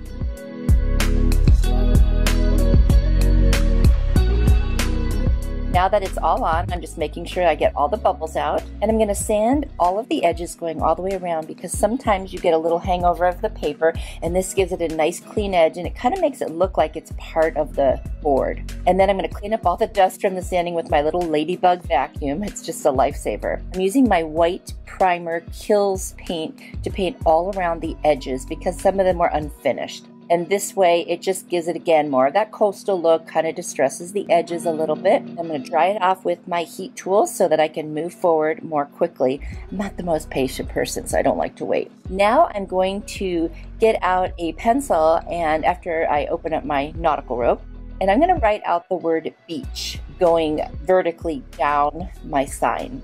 And that way I know exactly where to put my rope. I'm going to put some Mod Podge over the top just to make sure that everything is sealed and the paper doesn't come off. And once that is dry, then I'm going to start cutting my rope to cover the letters that I drew out. I'm actually going to do all the straight pieces first. So it looks like I'm doing this in a weird order, but I just thought it'd be easier to get all the straight pieces on there, and I'm hot gluing them right to the sign. And then I will come back in and do the curved pieces. And I'm loving how this is turning out. It was actually super easy. Honestly, it looks like it would be kind of hard to do, but it's really not. I thought it would take longer than it did. It was super fast, and actually it's kind of fun. I enjoyed doing it.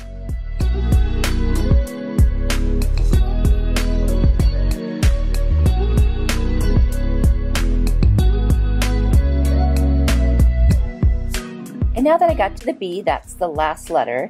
And I was looking at this thinking, it's almost a little dark, and I wanted it to look like maybe the sand was hitting it, you know, so it would look a little worn. So I took a white Arteza paint marker and I just lightly brushed over the top of every letter, and that gave it that really beachy kind of coastal look that I was going for.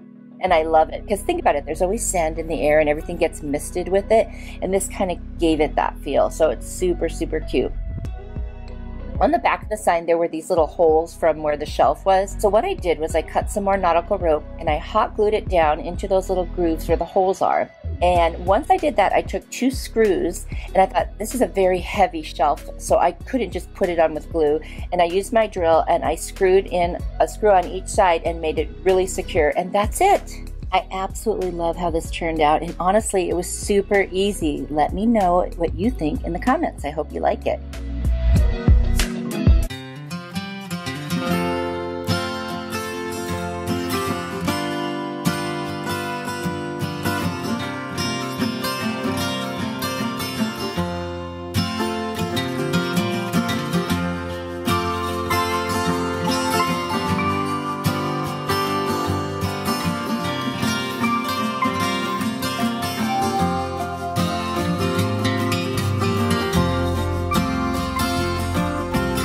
DIY, I've got this frame from a thrift store, and then I've also got this little cow moo sign from Dollar General. Super cute. I took it apart, and now I'm going to go ahead and I'm going to paint this frame white. I know it's already distressed and all that, but I wanted it to be a little bit whiter, and then I'm going to re-distress it. Yeah, crazy, right? But I just like the whiter look. So I'm also going to paint the center. It takes about 3 coats to cover that because I want to get rid of all the black. I used my White Kills primer for the white paint. Now that it's all painted white, I'm going to take my sanding sponge from Dollar Tree and I'm going to distress it again. Basically, it's just revealing the parts that were already sanded down, but now it's a whiter frame, so I'm really liking that. And then I've got this scrap paper from Hobby Lobby, and what I'm going to end up with is this red gingham print, and I'm just going to cut it to size by putting it inside the back where it's kind of cut out, and then I can use a blade on the front and get it down to the right exact size. Then after that's done, I'm going to put some Mod Podge down, and I'm going to go ahead and attach it right to the inside of the frame. I don't know if I mentioned it, but this is a super easy DIY. I promise you, if you can find a frame like this and some little element for the middle, you could do this so quickly. It was very fast. So now my paper's down. I took the little cow and I hot glued it down. You could add anything you want to make this match your decor. And this one is done. I love it.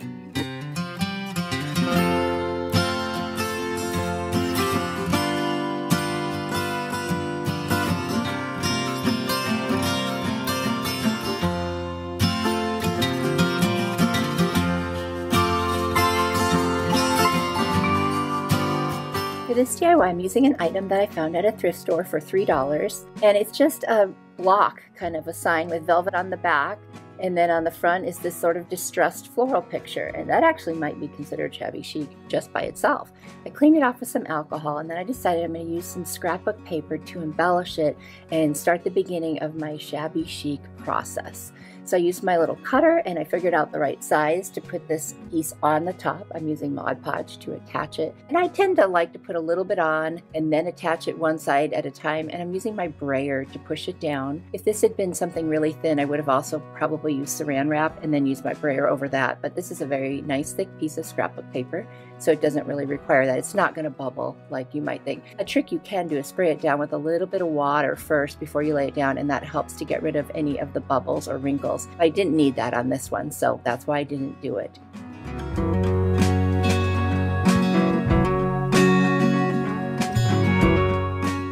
Next, I'm going to take one of these doilies. It's kind of the middle-sized one, and it fits perfectly right on top of this block. And I'm going to cut out the center, and then you see I just have the outsides of the lace on the doily, and I'm going to Mod Podge that down as well. I'm also going to add a layer of Mod Podge over the top. Dollar Tree has such cute decals. So this one says always be joyful, and I'm going to cut it apart so each word is separate, but I just love it, and it's got that really cool font and the gold and blacks. I think it'll look really nice on this. And I'm going to take off the decal. I'm going to place them right on top of this little sign, and so it's going to say always at the top, be in the middle, and then joyful on the bottom. And I just love that. I'm also going to add some Mod Podge over the top of each of the decals to make sure that it's not going anywhere.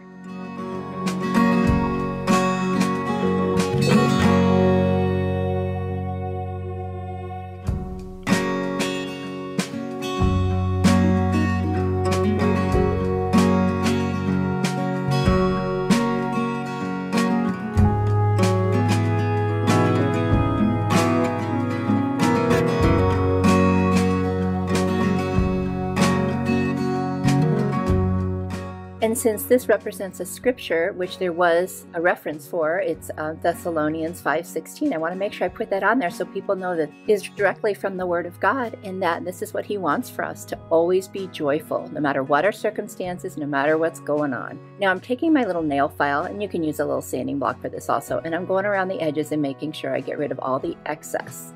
And you only do this when it's dry. And then I'm going to take a little bit of white paint, and I'm going to paint all the way around. And I think I'm using the white Waverly chalk paint for this one. I have these cute little flowers from the Dollar Tree, and I'm going to take them and I'm going to use a little bit of Apple Barrel's paint called Warm Buff. It's like a beige. And I'm just going to tone them down, you know, because they're so bright. And I think for this piece, I just want it to be slightly more muted, the color, especially that yellow in the center. That's actually what I do first. And then I do go back and do a little bit more over all the flowers. And these little balls that I got from the floral section also, you'll see me add those. And I just love that kind of softer feel that it gives it. Again, I love the pink, but for this shabby chic, I just want it to be a little more soft and feminine. I'm also going to take some little leaves that came off of a pick. I'm going to cut them apart and just randomly place them near the flowers here and there. I just thought that would be fun. And then the ones that are by themselves, I'm going to add those little round pink balls that you'll see in a minute right over the top. And I just like that little touch of green. I think that's very pretty, and I think it really adds to the look.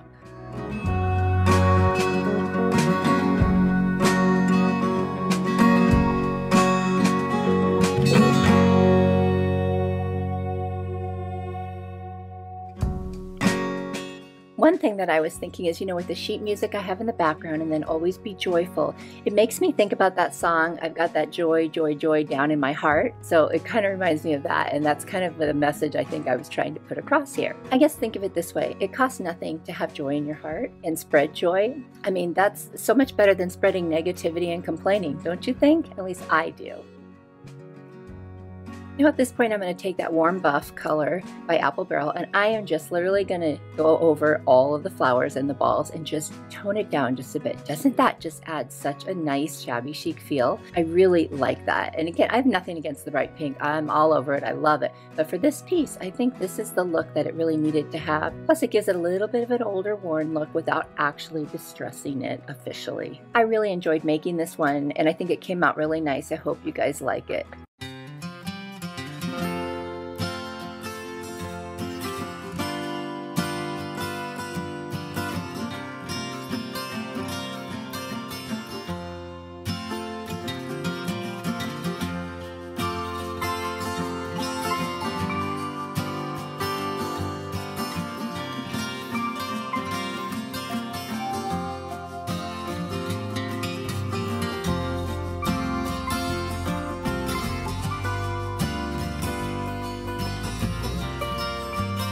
Got this beautiful wooden cross, and it's etched in the front, and it just says be a living sacrifice, and I think it's beautiful as it is, but I did want to do something different to it. So I cleaned it up with a little bit of rubbing alcohol because I noticed that it was super dusty, and then I removed the little hanger in the back, and I can put that back later.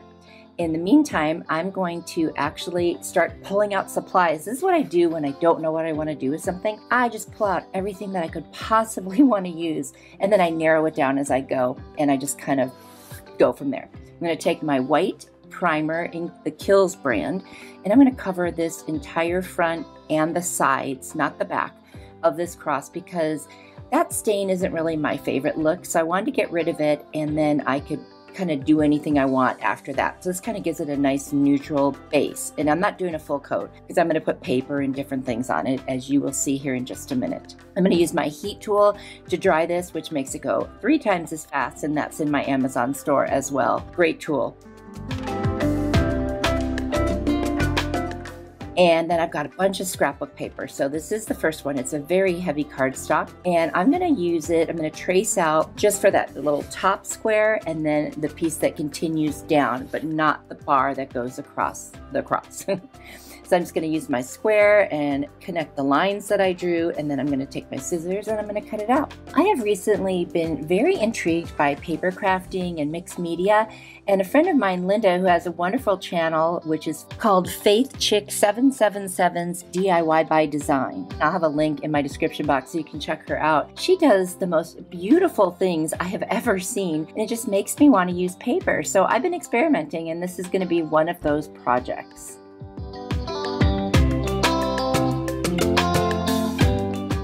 I'm going to take the 2 pieces that I cut out, and I'm going to use my decoupage to adhere the scrapbook paper to the cross.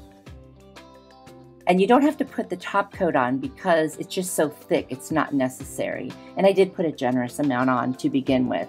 And I'm loving the way it's looking already, and I just barely started.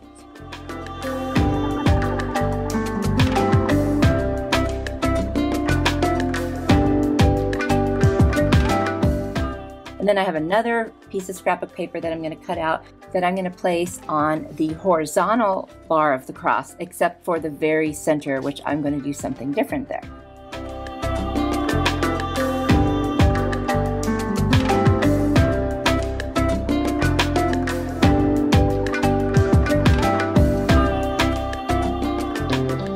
I have a little piece that came off of a Dollar Tree sign that I had already put some scrapbook paper on, but I didn't end up using it. And so I'm going to use that one in this project. And then I've also got this little frame that I saved from a Christmas ornament. I'm going to cut off the excess with my little utility knife, and then I'm going to sand it down and get rid of any rough edges, because I did rip fabric off of it at the time when I took it apart. And once that's done, I'm going to take my antique wax stain by Waverly, and I'm actually going to go around the entire front of it, the inside edge and the outside edge, and I'm going to stain it. And once I apply that, I will wipe some off with a towel when I'm done, because I don't want it too dark. I just want it to look like it's stained.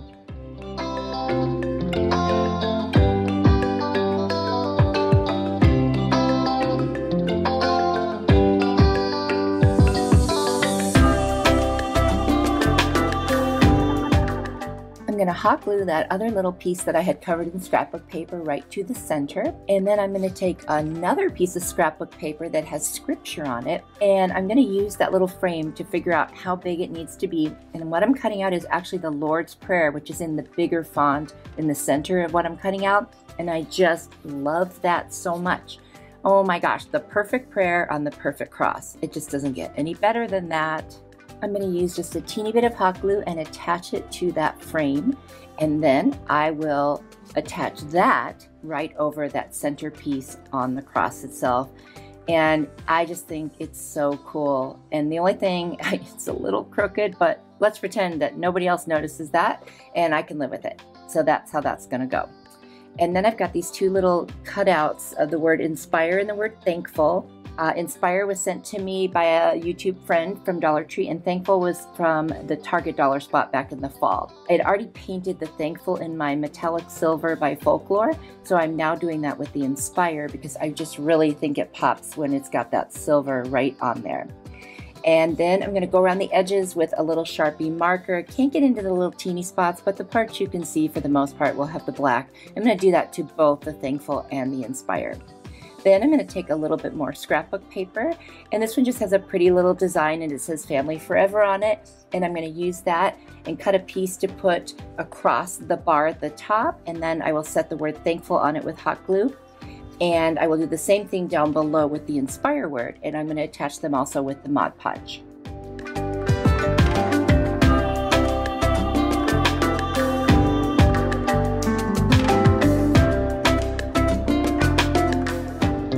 Tip. If you're using hot glue on something that's really small like this that has a lot of gaps, don't ever lift up your hot glue gun. Just keep it touching the surface, and that way you won't get the glue webs. I decided to use some sheet music scrapbook paper for the word inspire, and I thought that was really cool. It's almost like, you know, I'm inspired to worship, and so that's what my thinking was behind that.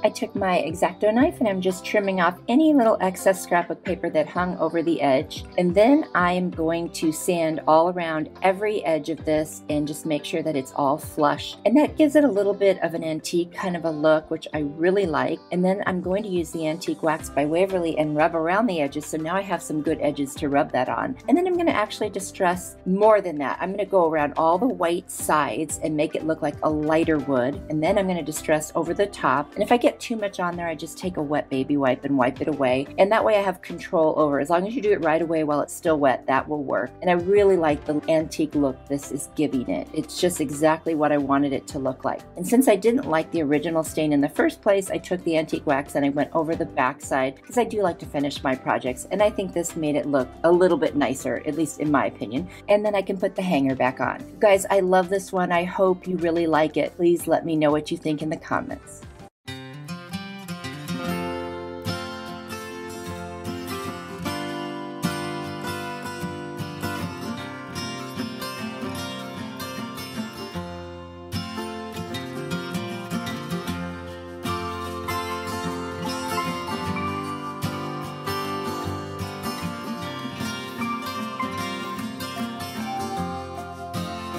DIY, I'm using these lemon napkins from the Dollar Tree, some buffalo check tissue paper I got from Michael's, and a Valentine's sign that I got at the Dollar Tree. And just removing the little metal hearts, and then I'm going to pull out the rope in the back and the staples. And then I'm going to sand down the holes and fill them with a little bit of spackle. And once that's dry, I'm going to sand it down, and then I'm going to put some tape on the very back and just to hold the two pieces together, and then I'm going to turn it over and I'm going to run a bead of hot glue down the middle. I've seen a friend of mine do this, Jenny at Lovely Moments Creating, and I wanted to try it and see if it worked. It did work pretty well. And then when you're done, you just remove the tape, and if there's any glue there, you just kind of sand it down, and now I've got my two pieces together. Now, I don't trust the hot glue, so I'm going to also put two ends of the paint stir sticks that I had cut off from a different project. Now I'm going to paint this with my Kills White primer, and I'm going to give it a good coat of paint. I am going to be covering it with the tissue paper, but I don't want to see that MDF color coming through. I want to see the white coming through.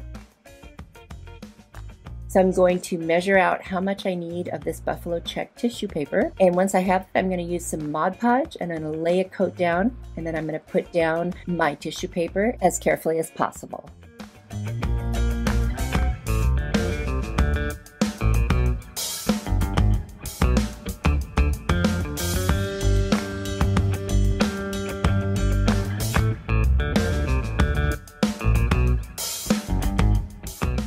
And I'm going to gently use my brayer tool to run over the top and get rid of as many wrinkles and bubbles as possible. I'll link that in my description box. And then I'm going to sand the edges and make sure there isn't any hangover of the tissue paper. Now I've got that lemon napkin. It's a 2-ply, so I'm going to remove the 1-ply from the back, and then I'm going to try to flatten out the folds that are already there. And then I'm going to position it, and you can already kind of see the circle because I tried one and made a mistake. Anyway, long story, it's over with. I fixed it. And now I'm just going to use Mod Podge and attach this one the right way. Don't do it the wrong way. Believe me, you got to take that ply off or else it will not work, and that's what I did wrong the first time. Because this napkin is so thin, I'm not going to use my brayer. I'm not even going to use saran wrap in a brayer because it comes right through and it's wet already. So you have to just be super gentle. Use your fingers, keep them as dry as possible, and touch it as lightly as possible. It's honestly not my favorite thing to work with, but if you can get them to stay, the effect is very nice. And super gently I'm going to sand on the edges to get the excess napkin off. I don't want to pull it or anything. So now I'm going to use some Waverly ink chalk paint, which is like black. I didn't have black letters that would work for this, so I am painting gold and blue letters black. And I'm now going to position my letters, and I also needed 5 E's, and out of 2 packages I only had 3 E's. Was it 3 E's? Yeah, 3 E's, but I did have 2 extra C's, so I used the C's and then I use a marker and I turn them into E's. Hey, you gotta do what you gotta do. You have to get resourceful here. I didn't want to run out to the store. And what this is gonna say is squeeze the day. Now, how cute is that? Oh my gosh.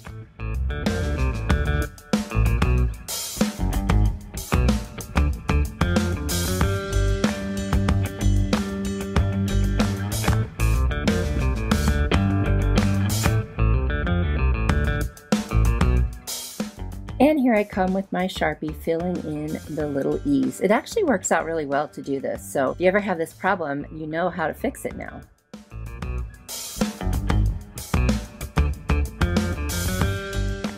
I'm going to put some Mod Podge over the words because I don't want any of that paint to peel off, and this will just seal it very nicely for me.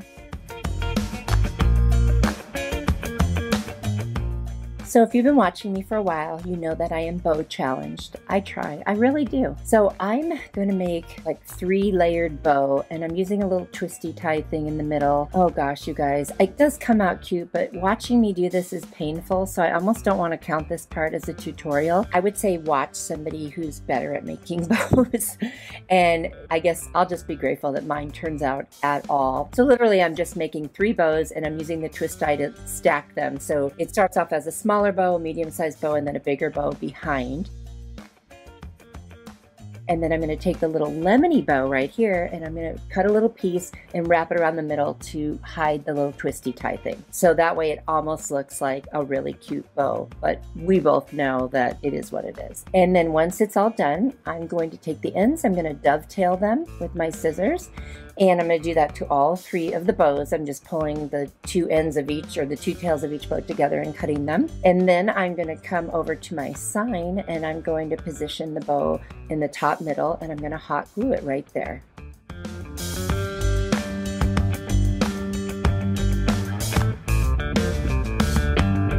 I'm also going to put a dab of hot glue under each of the ribbons so that they stay away from the letters and they don't cover them up. And that way you can see all the different ribbons together.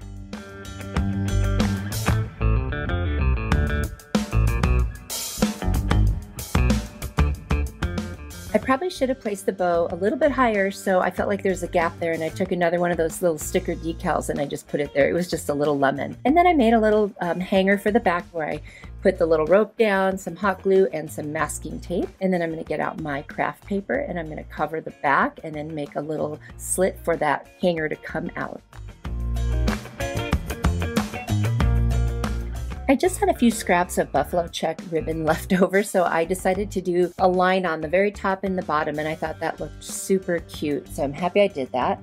But I still felt like there was something missing. So I got this black kind of poly rope that you can get at the Dollar Tree in the automotive section, and I hot glued it all the way around all 4 edges, and then I felt like the sign was done. And I'm actually very happy how it turned out, even with the bow. I cannot wait to hear what you think, and if you like the way I made it look like there's a lemon over the buffalo check. That's my favorite part, you guys. I like that part a lot. It's really cute.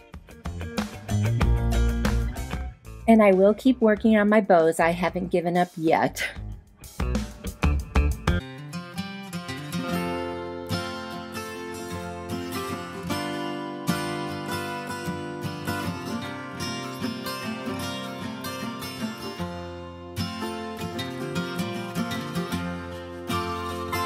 DIY, I'm using this little sign from the Dollar Tree.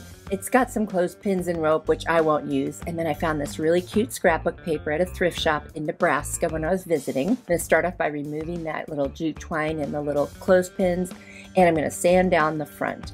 And then I'm going to use some plaster chalk paint by Waverly and cover the front and back completely. I'm going to dry it off with my heat gun, and I will put a link in the description box for that one. And then, like I said, cover the back as well. I've chosen this really cute striped scrapbook paper, and I'm going to trace the shape of my little sign out, and I'll cut that out. And then I'm going to use a glue stick from the Dollar Tree, and I'm going to attach it. And it worked really well, by the way. I haven't always had luck with them, but this time it worked, so I was very happy about that. And then I'm going to use a little nail file and sand around the edges, because every once in a while you get a little hangover and that gets rid of it. And I'm going to use my ladybug tool to clean up all the dust from the sanding. And I had painted these blocks, and I'm sorry that I didn't do it on camera. I painted them all white except for the outline of the letters on the front. I did yellow, and it spells out lemons. And now I'm hot gluing them to the bottom of this sign like a little shelf. Last spring, I found these cute little lemon slices at the Dollar Tree made out of wood. And so I'm using my Arteza paint markers in white and yellow, and I'm going to paint them and color it in like little lemon slices like they are. And they come out really cute, you guys. Oh my gosh, I love them.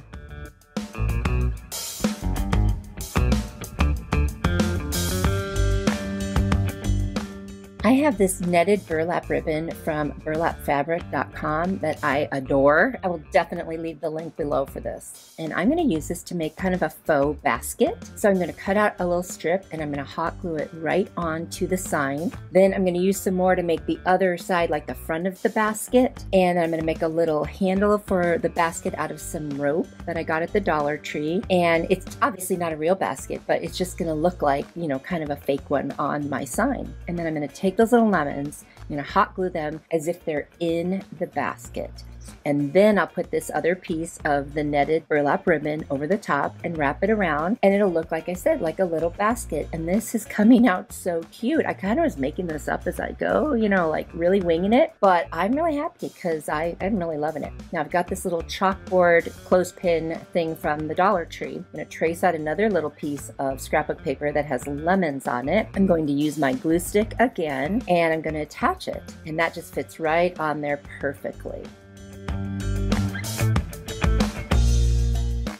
I'm going to use that little nail file again to get around the edges, which works out really good in small spaces. And I'm going to take a Sharpie black marker and I'm just going to write 5 cents. I couldn't find a sticker and I didn't want to pull out my Cricut. I have it kind of, my craft room's a mess right now. So anyway, I didn't want to grab it and I just went ahead and wrote it and put it on there, and I hot glued the clothespin on. Now I took a little scrap piece of wood that I shaped with a sanding sponge, and I'm going to pull out some rub-on stickers from the Dollar Tree and spell out the word fresh. Now I should have made this little piece of wood a teeny bit bigger so they are really squished together, but it's kind of cute. And I'm going to use a little bit of a foam piece to raise that up a little bit, and I'm going to hot glue that right on the front. And then I'm going to get this really cool sisal rope that comes in 3 parts really. So I'm going to pull one part away and I'm just going to hot glue it all the way around the edge of my sign. You guys, I love this. I hope you like it too. I really think it turned out cute and it was so fun to make.